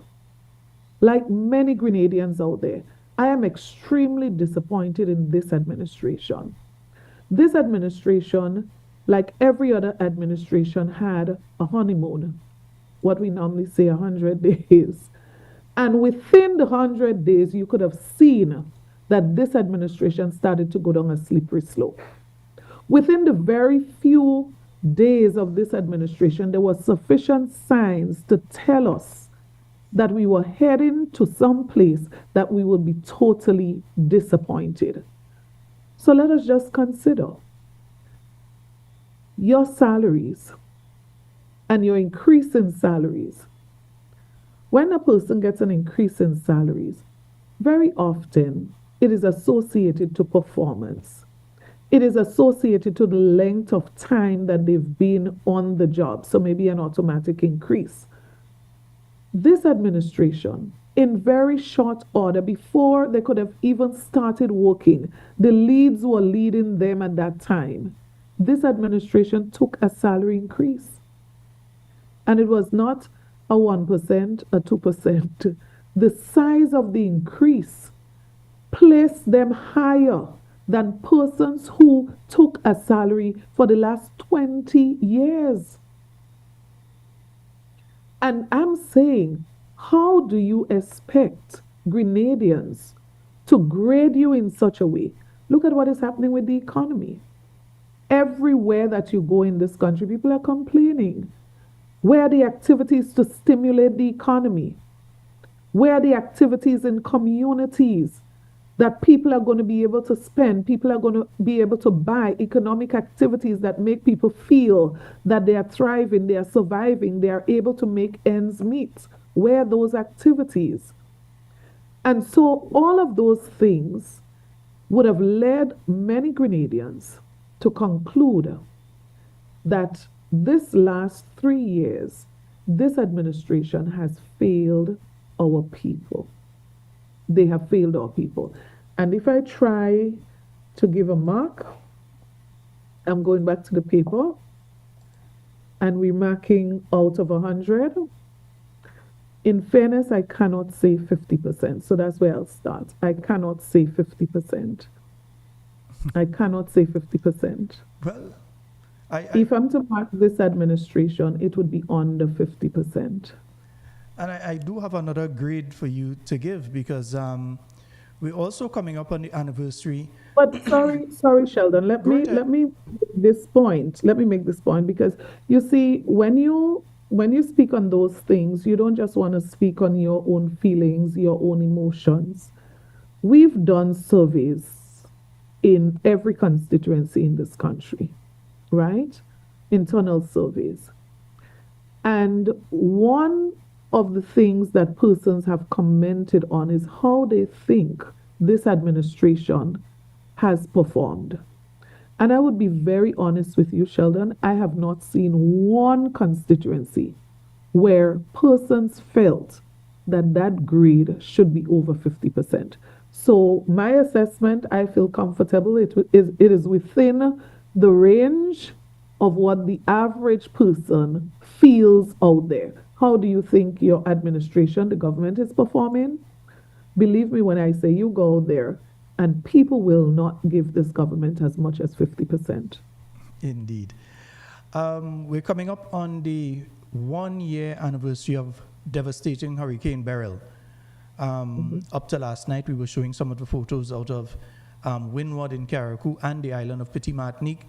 Tents, still roofs missing, health facility had to be shifted out of the original location. We know the situation there and what people in Carriacou and Petit Martinique are going on. Your grade, and I know you might have to put the paper below the table now and not just below the stack, but your grade in relation to what they have done thus far. But not only that, you were part of the NNP administration during Hurricane Ivan. So unlike many people, you have the opportunity to look at how our government dealt with Hurricane Ivan, being someone in government, and seeing how this administration has dealt with Hurricane Beryl. Your views on what has taken place thus far, and what do you say to the people as political leader of the New National Party, leader of His Majesty's opposition? What do you say tonight to the people of Carriacou, Petit Martinique, and those in various parts of Grenada, particularly St. Patrick, who have been seriously affected by Hurricane Beryl as we get close to the 1 year anniversary? I feel extremely sad whenever I have to have a conversation on the subject of burial and Carriacou, and to a lesser extent, in some cases, St. Patrick. Sheldon, I don't even know where to start grading when it comes to Carriacou and Petit Martinique. Petit Martinique, particularly in this case. We were supposed to go to Carriacou and Petit Martinique last week, and due to the inclement weather, we were not able to go. And I was really looking forward to be back there, particularly not because we were going to have a meeting. The main reason is because you want an opportunity to continue to encourage people, right? Because you know what they're going through. You could understand, well, I don't know if we could really understand what they're going through, maybe from our Ivan experience, right? Now, it is unacceptable where we are after one whole year after the passage of Beryl. And this is not, again, as I said, this is not about emotions. This is not about just beating up on the government. It's not. It's about taking the facts, dissecting the facts, and then commenting on it. So, if you committed, Sheldon, you committed that you can build 100 houses, right? You plan to build and hand over 100 houses. I'm about to grade you. And let's say we are grading on house construction, home construction. And you said to me, of the 100 houses, you've handed over 10. What grade do you think you deserve? I would take a 0, you know. I hard on myself. I take it as 0, you know. Well, I'm probably a little more lenient. I'll give you 10%. I'll give you 10%, right? I'm probably a little more lenient than you are. Sheldon, I say every time, I keep saying it, that I am so happy, not that the people of Carriacou and Petit Martinique were hit, but that the entire country was not hit at the same time, right? I can't say I wish it was this part or that part or the other part, but I just cannot imagine what it would have been if 90% of Grenada was affected by Beryl. I cannot imagine what would have been the situation after 1 year. If after 1 year you cannot even rebuild 10% or deliver 10% of the houses, and please let us not count the houses from, what do you call the people from Trinidad? Hands Please. that bill or hope that bill or something like that, yeah. Hands Let that us, help also. when we are doing, you see, when you're doing numbers, let's not try to trick people in numbers. So let's give the raw figures as they are. So I am not counting any house that somebody brought from Trinidad or came from Trinidad and built as part of an organization's contribution to the rebuilding effort, right? Maybe if you're doing global figures, you can count that, no problem. But when you are speaking about what the government did, please leave that figure somewhere on the side. And that is why I couldn't understand. And the minister fumbled several times trying to get what is the figure? How many houses did you hand over? And he fumbled until he said 10 or 11, right? Let's say 10 for argument's sake. This is unacceptable. This is unacceptable. And not just in that regard. You speak to farmers and fishermen. Some people are still waiting for assistance. You speak to business owners. Some people have received no assistance between then and now. And what is unfortunate is when you look at some of the persons who first receive assistance. I don't have a problem with you helping them. But there are some people who needed more the support of the government at the time. I raised the subject of VAT and VAT exemption. And this is the first time I'm having the opportunity to speak about it since I raised it at the parliament. And I did not say that because I went to sleep and I woke up and I dreamt that business owners in Carriacou were coming to Grenada to buy items and paying VAT when the government said VAT is exempted for people in Carriacou. I didn't dream that. It is because I spoke to businessmen in Carriacou and they reported some of the challenges they were having. So the government says, okay, you're from Carriacou, you're affected, you're a business person. Guess what? When you buy materials in Carriacou or in Grenada, you're going to be exempted. Well, of course, what they want to buy is not available in Carriacou. So you come to Grenada to purchase it. But there's no system that says, okay, John Brown, you're from Carriacou, so you are not going to pay VAT on this. So these people have been paying the VAT and they're simply asking, will we get back what you said we were not going to charge? And people cannot answer them. They're being told to go here, there, and everywhere. And the concern was raised. And I was told in Parliament that I didn't know what I was speaking. Well, if I don't know what I'm speaking, then the business people in Carriacou who are affected by this didn't know what they were speaking also.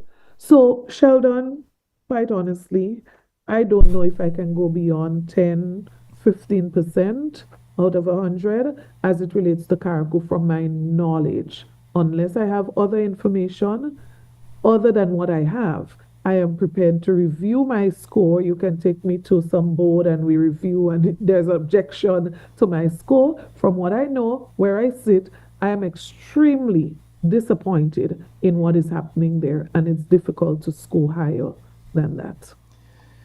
Indeed, and I think we may have to do a program separately on Carriacou and Petit Martinique because there's so much to get into there that even though we mention it now, and there's so much that you have to get into there specifically for the people there that we may have to do that separately. I know the 10 o'clock hour has gone. I know that you have to leave, but I just want to quickly, a first question. You have been speaking on the situation with the farmers in Maribo regarding water. Have there been any new developments in relation to that particular issue? It was very topical just a couple months ago, and we have not heard much in the public sphere about that again. Has there been any movement in relation to that issue? What is the latest that you've heard on it? Right. So the government took a decision to disconnect water connection for several farmers in Maribo. This has resulted in some of these farmers losing their crops, not able to put the kind of food on the table for their families, and not being able to support their families in ways that they probably could have if they were able to reap from the harvest of the crops that they would have planted. So quite obviously, you have to know that when you take an action like that, you're affecting ordinary people, right? And you know what is disgusting about this? is that when a farmer chose to speak out, he was attacked, I would say, by the Minister for Agriculture. Now, rather than running to the aid and the support of this farmer, what you do is to publicly attack him. And this is so unfortunate, so very unfortunate, right? Until now, we're at about a year going on this issue. Now, tell me, you need a year and more to resolve a basic problem like that? Don't you care about farmers? Don't you understand that we have a food security crisis on our hands? Don't you understand that farmers feed the nation? Don't you understand that these same farmers can bring fresh fruits and vegetables to the hospital so that you don't have to buy canned fruits and vegetables? Don't we understand those things?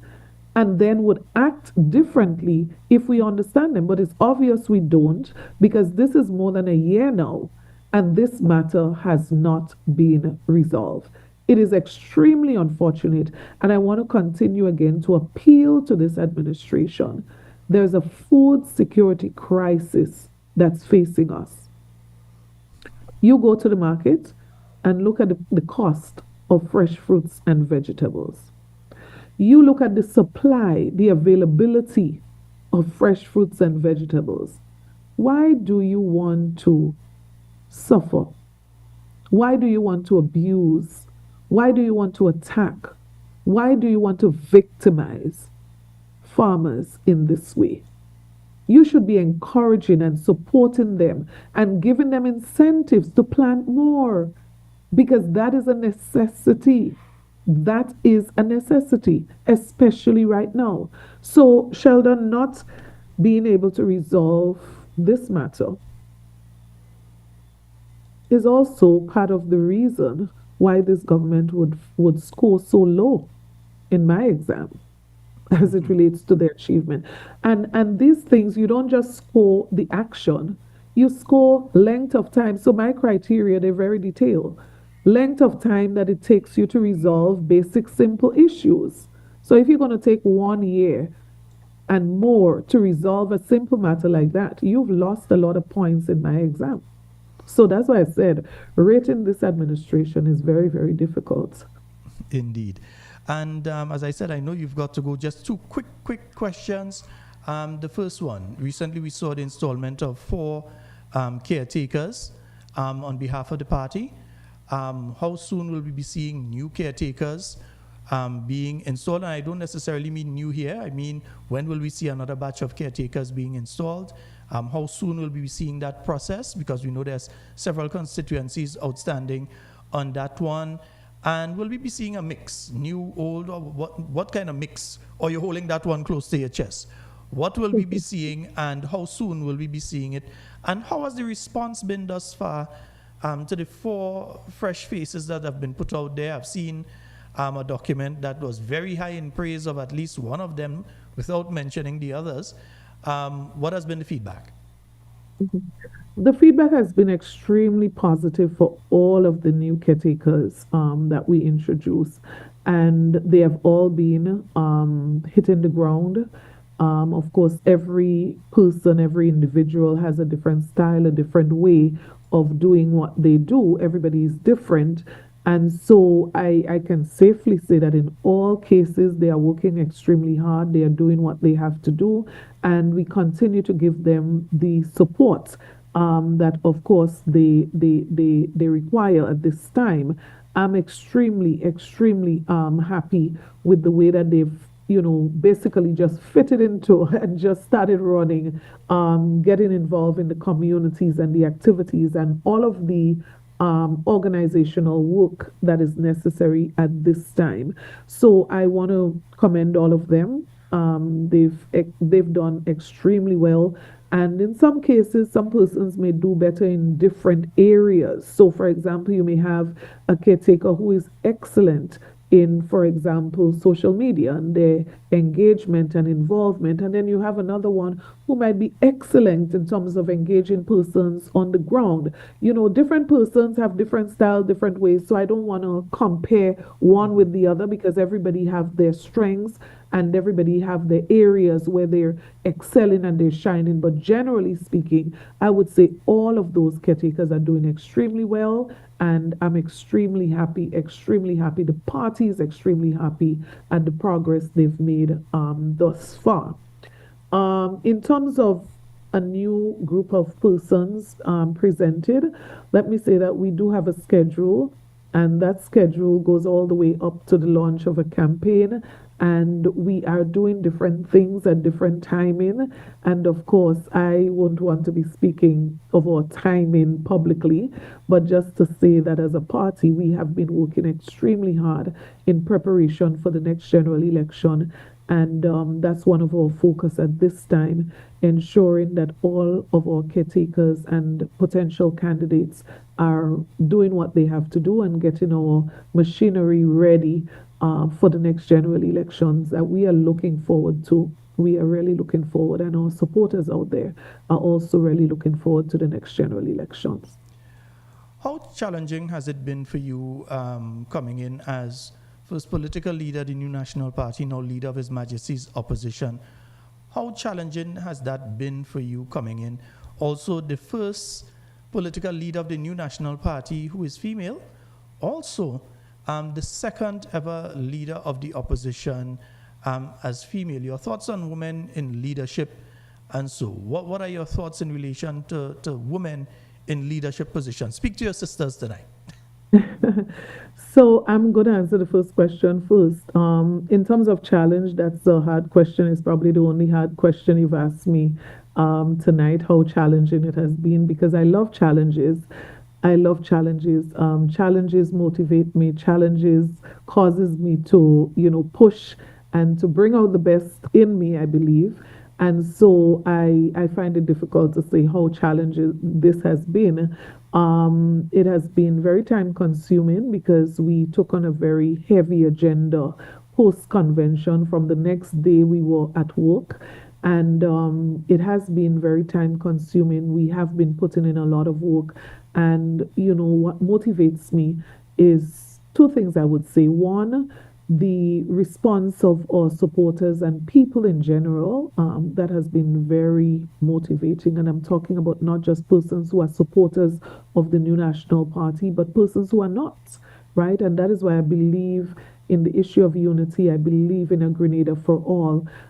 We have to change the dynamics as to how we view people in this country. We should not be viewing people as NNP and NDC. We should be viewing people as Grenadians. That's how we should be viewing them. So that has motivated me, the response of people. And secondly, the second thing that has really motivated me and encouraged me is how the team has just gelled together post convention, and everybody has just been working and doing what they have to do in their various capacities, and of course complementing each other in terms of the work that has to be done. It has been a pleasure serving. It has been a journey that I believe has been very rewarding over the last 6 months thereabout. And I just want to say a special thank you to every single person who has contributed in one way or the other. All of my colleagues, members of the executive, the former political leader and former prime minister of this country, every single person who has been part of that smooth, what I call smooth transition, and the way that we have just gotten down into focusing on what is most important. I really want to say a special thank you to everyone concerned and the contribution that they have made. You made mention of what did you call it? Combination. That was not the word, but persons who have the experience and have served this party and have left a legacy that we can now have the younger persons coming into the party, and those who are serving for the first time in various capacity, they can look back and see what the party and the government, our government in office, has achieved, and how they can literally use many things that were done exceptionally well as a model to build on. So the legacy is one, I believe, that is there for us to build upon. And what is good, what is great about this is that you have those who have gone before us, who are there, and can provide advice, provide support, and you have those who have come up and recently rose up to the occasion and are prepared to put in the work, and they are energized and excited and prepared to run that course. And so it is a very good time, I believe, for us in the new national party. Um, as it relates to women and women in leadership, let me say this, and I've said this before. I feel very strongly that leadership is not a gender issue, right?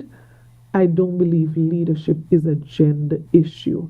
Leadership is about values, it's about integrity, it is about competence. That's what I believe leadership is about. I believe, though, that women in leadership add something unique to leadership. That I'm also convinced of. Women bringing something into leadership that in some cases men are not able to bring in the way that women bring it. So if you look at the way, generally speaking, women are socialized, then you understand how persons may say that women tend to be more caring, women tend to be, and as I said, it's just the way that we were socialized. It doesn't mean that a man cannot be caring, right? But I believe women bring something additional, and men, I believe real men understands that and are quite okay with admitting that. When I heard Barack Obama, former president of the United States, when I heard him speak about women in leadership, I sat back in my chair, because just listening to a man being so honest and forthright and open about women leadership, when he said that the truth about it is that anybody can be a leader, but there is something that a woman brings into leadership. And I mean, you listen his articulation as a man, and that's why I say a real man supports women in leadership without getting into the gender and all of these things that has no place in my mind in the conversation of real leadership. It's about vision. It is about purpose. It is about the competencies that anybody can have, whether you're male or female. And it is what you add, is like what you call the icing on the cake. So a man or a woman can bring the cake, but I believe a woman brings an icing on the cake that adds something additional to the entire setting. And that is why I'm very humbled. I'm very, very humbled at this opportunity. And for me, I believe this should not be about gender. I believe a woman is well placed, and based on all the knowledge that we have, if I ask you as a man tonight, who would you say is best placed to take care of children, to take care of other women, and to take good care of men? I'm sure you would tell me a woman. And note I say good care of men, that would be a woman. Of course. Honorable Emlyn Pierre, it's been wonderful having you on with us, but I do not want to get a bused if a person going up Mama Can, Cafe, Telescope. I do not want a person Mount Fan, and nobody give me a flat tire. They won't forgive So you. They won't I forgive want to you. make sure that you get the opportunity to say good They night won't to your forgive people. you. Yes, of course. And I know many of them are on viewing and listening. And I really want to say this. I'm here only because they have facilitated this. I am here because they have facilitated. I absolutely, totally believe in God. Absolutely, totally. But I also believe that if we view it from that perspective, He has used the people of the constituency of St. Andrew Southeast. So, however you look at it, the people of St. Andrew Southeast played a critical role in who I am today after 21 years in this vineyard. The people of St. Andrew Southeast need to take a bow. They need to get a tap on their shoulder. They are the reason that I wake up every morning energized and motivated to continue. They have been the reason for the last 20 years. And only this morning, they get passionate and sometimes they behave a little bit naughty. So only this morning I was looking at a group chat, and some persons from the Mamakan area were commenting about a road that the government has promoted, that they did such a great job. And, they had an individual from the area speak about it. And they were going on and on in the chat this morning, of whether or not what portion of the road was started under the NNP. And they made it sound like if this is a new road that started under this administration. And I often say, even when the mention was made of the sod turning ceremony of the Anglican school in Grenville, and that instruction was given not to invite me, let me put it this way. I say to persons, just as I would say about the road, so whether it's the road, whether it's the school, I really don't care. So if you want to put out an advertisement to make people believe that you would have built a road for the people of Amma and that the road started with you, no problem. With me, no problem. What is most important for me? That people can access their homes on a day-to-day basis. It doesn't matter whether I'm invited or not to the groundbreaking ceremony for the start of a school, that most of the processes were completed under my leadership as Minister for Education. It doesn't matter. So stakeholders were calling me the morning to ask me if I'm coming, and I was going to come in where? And they were expressing their disappointment that I was not invited. And I had to say to them repeatedly, I had to say to them, this is not what's most important. My presence at a sword turning ceremony is not the most important thing. Because guess what? You all know the role that I played, the role that the NNP administration played in getting this project to the point that it was when we left office. And so that is why I can calmly accept not having an invitation, because the most important thing is not for me to be in a ceremony. The most important thing is for the students of that school, the teachers of that school, to have a place that they can call home as their institution. So to all the people of St. Andrew Southeast who are on tonight, blessings, blessings, blessings. And I would forever be grateful to you for what you have afforded me an opportunity to serve you over the years. And until such time that you decide, I will forever be faithful to you. I would forever be committed to you in service. So have a good night to all of you, and to all the people of Grenada, Carriacou, and Petit Martinique who are viewing and listening. United Grenada, a Grenada for all. God bless you. All right, Honorable Emlyn Pay, and that's an absolutely wonderful point to end on. We thank you so very much. We've kept you 20 minutes over the time. We humbly apologize at the Talking Points family for overdoing it tonight, but we want to thank you so very much and give our love to your family, your sons, your husband. Give your love to your entire family for us, your mom, everyone. And indeed, it's always a pleasure having you in with us on Talking Points, and we look forward to interacting with you very, very soon again, because we know there are many issues to speak about again. And so we will be interacting with you pretty soon again. Do enjoy the rest of your night, and once again, thank you so very much. Thank you, and God bless. All right. Yes, indeed, folks, we have been speaking there with the Honorable Emlyn Pay, the political leader of the New National Party and indeed leader of His Majesty's opposition. Yeah, but when they talk nice, you have to go a little longer, and that's how we went up to that point in time. I know some people vex with me because a man don't meet me already and say his wife ain't coming to bed on time. So folks, that's all the time we have for Talking Points tonight. It's been wonderful being here with you, and everything you say and do it safe and secure. Want to be speaking to and with you, and definitely not about you. Love each and every one of you. Yes, we will be on, God's willing, tomorrow night with Talking Points. Tomorrow night, yes, we'll be on with Talking Points tomorrow night, the Friday night forum. We've got quite a bit. I think we have to speak a bit about pension tomorrow. Y'all want to talk about pension tomorrow night? Let's talk a bit about pension. We talk about shrimp farm. You see, they ain't talking about that one. We talk about fowl farm. You see, they leave that one. I think it's time that we take a truthful discussion, honest discussion in relation to the issue of pensions. Yeah?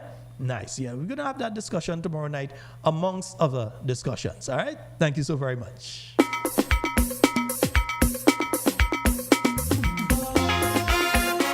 In my father's house, there are many mansions. If it wasn't so, I would have told you.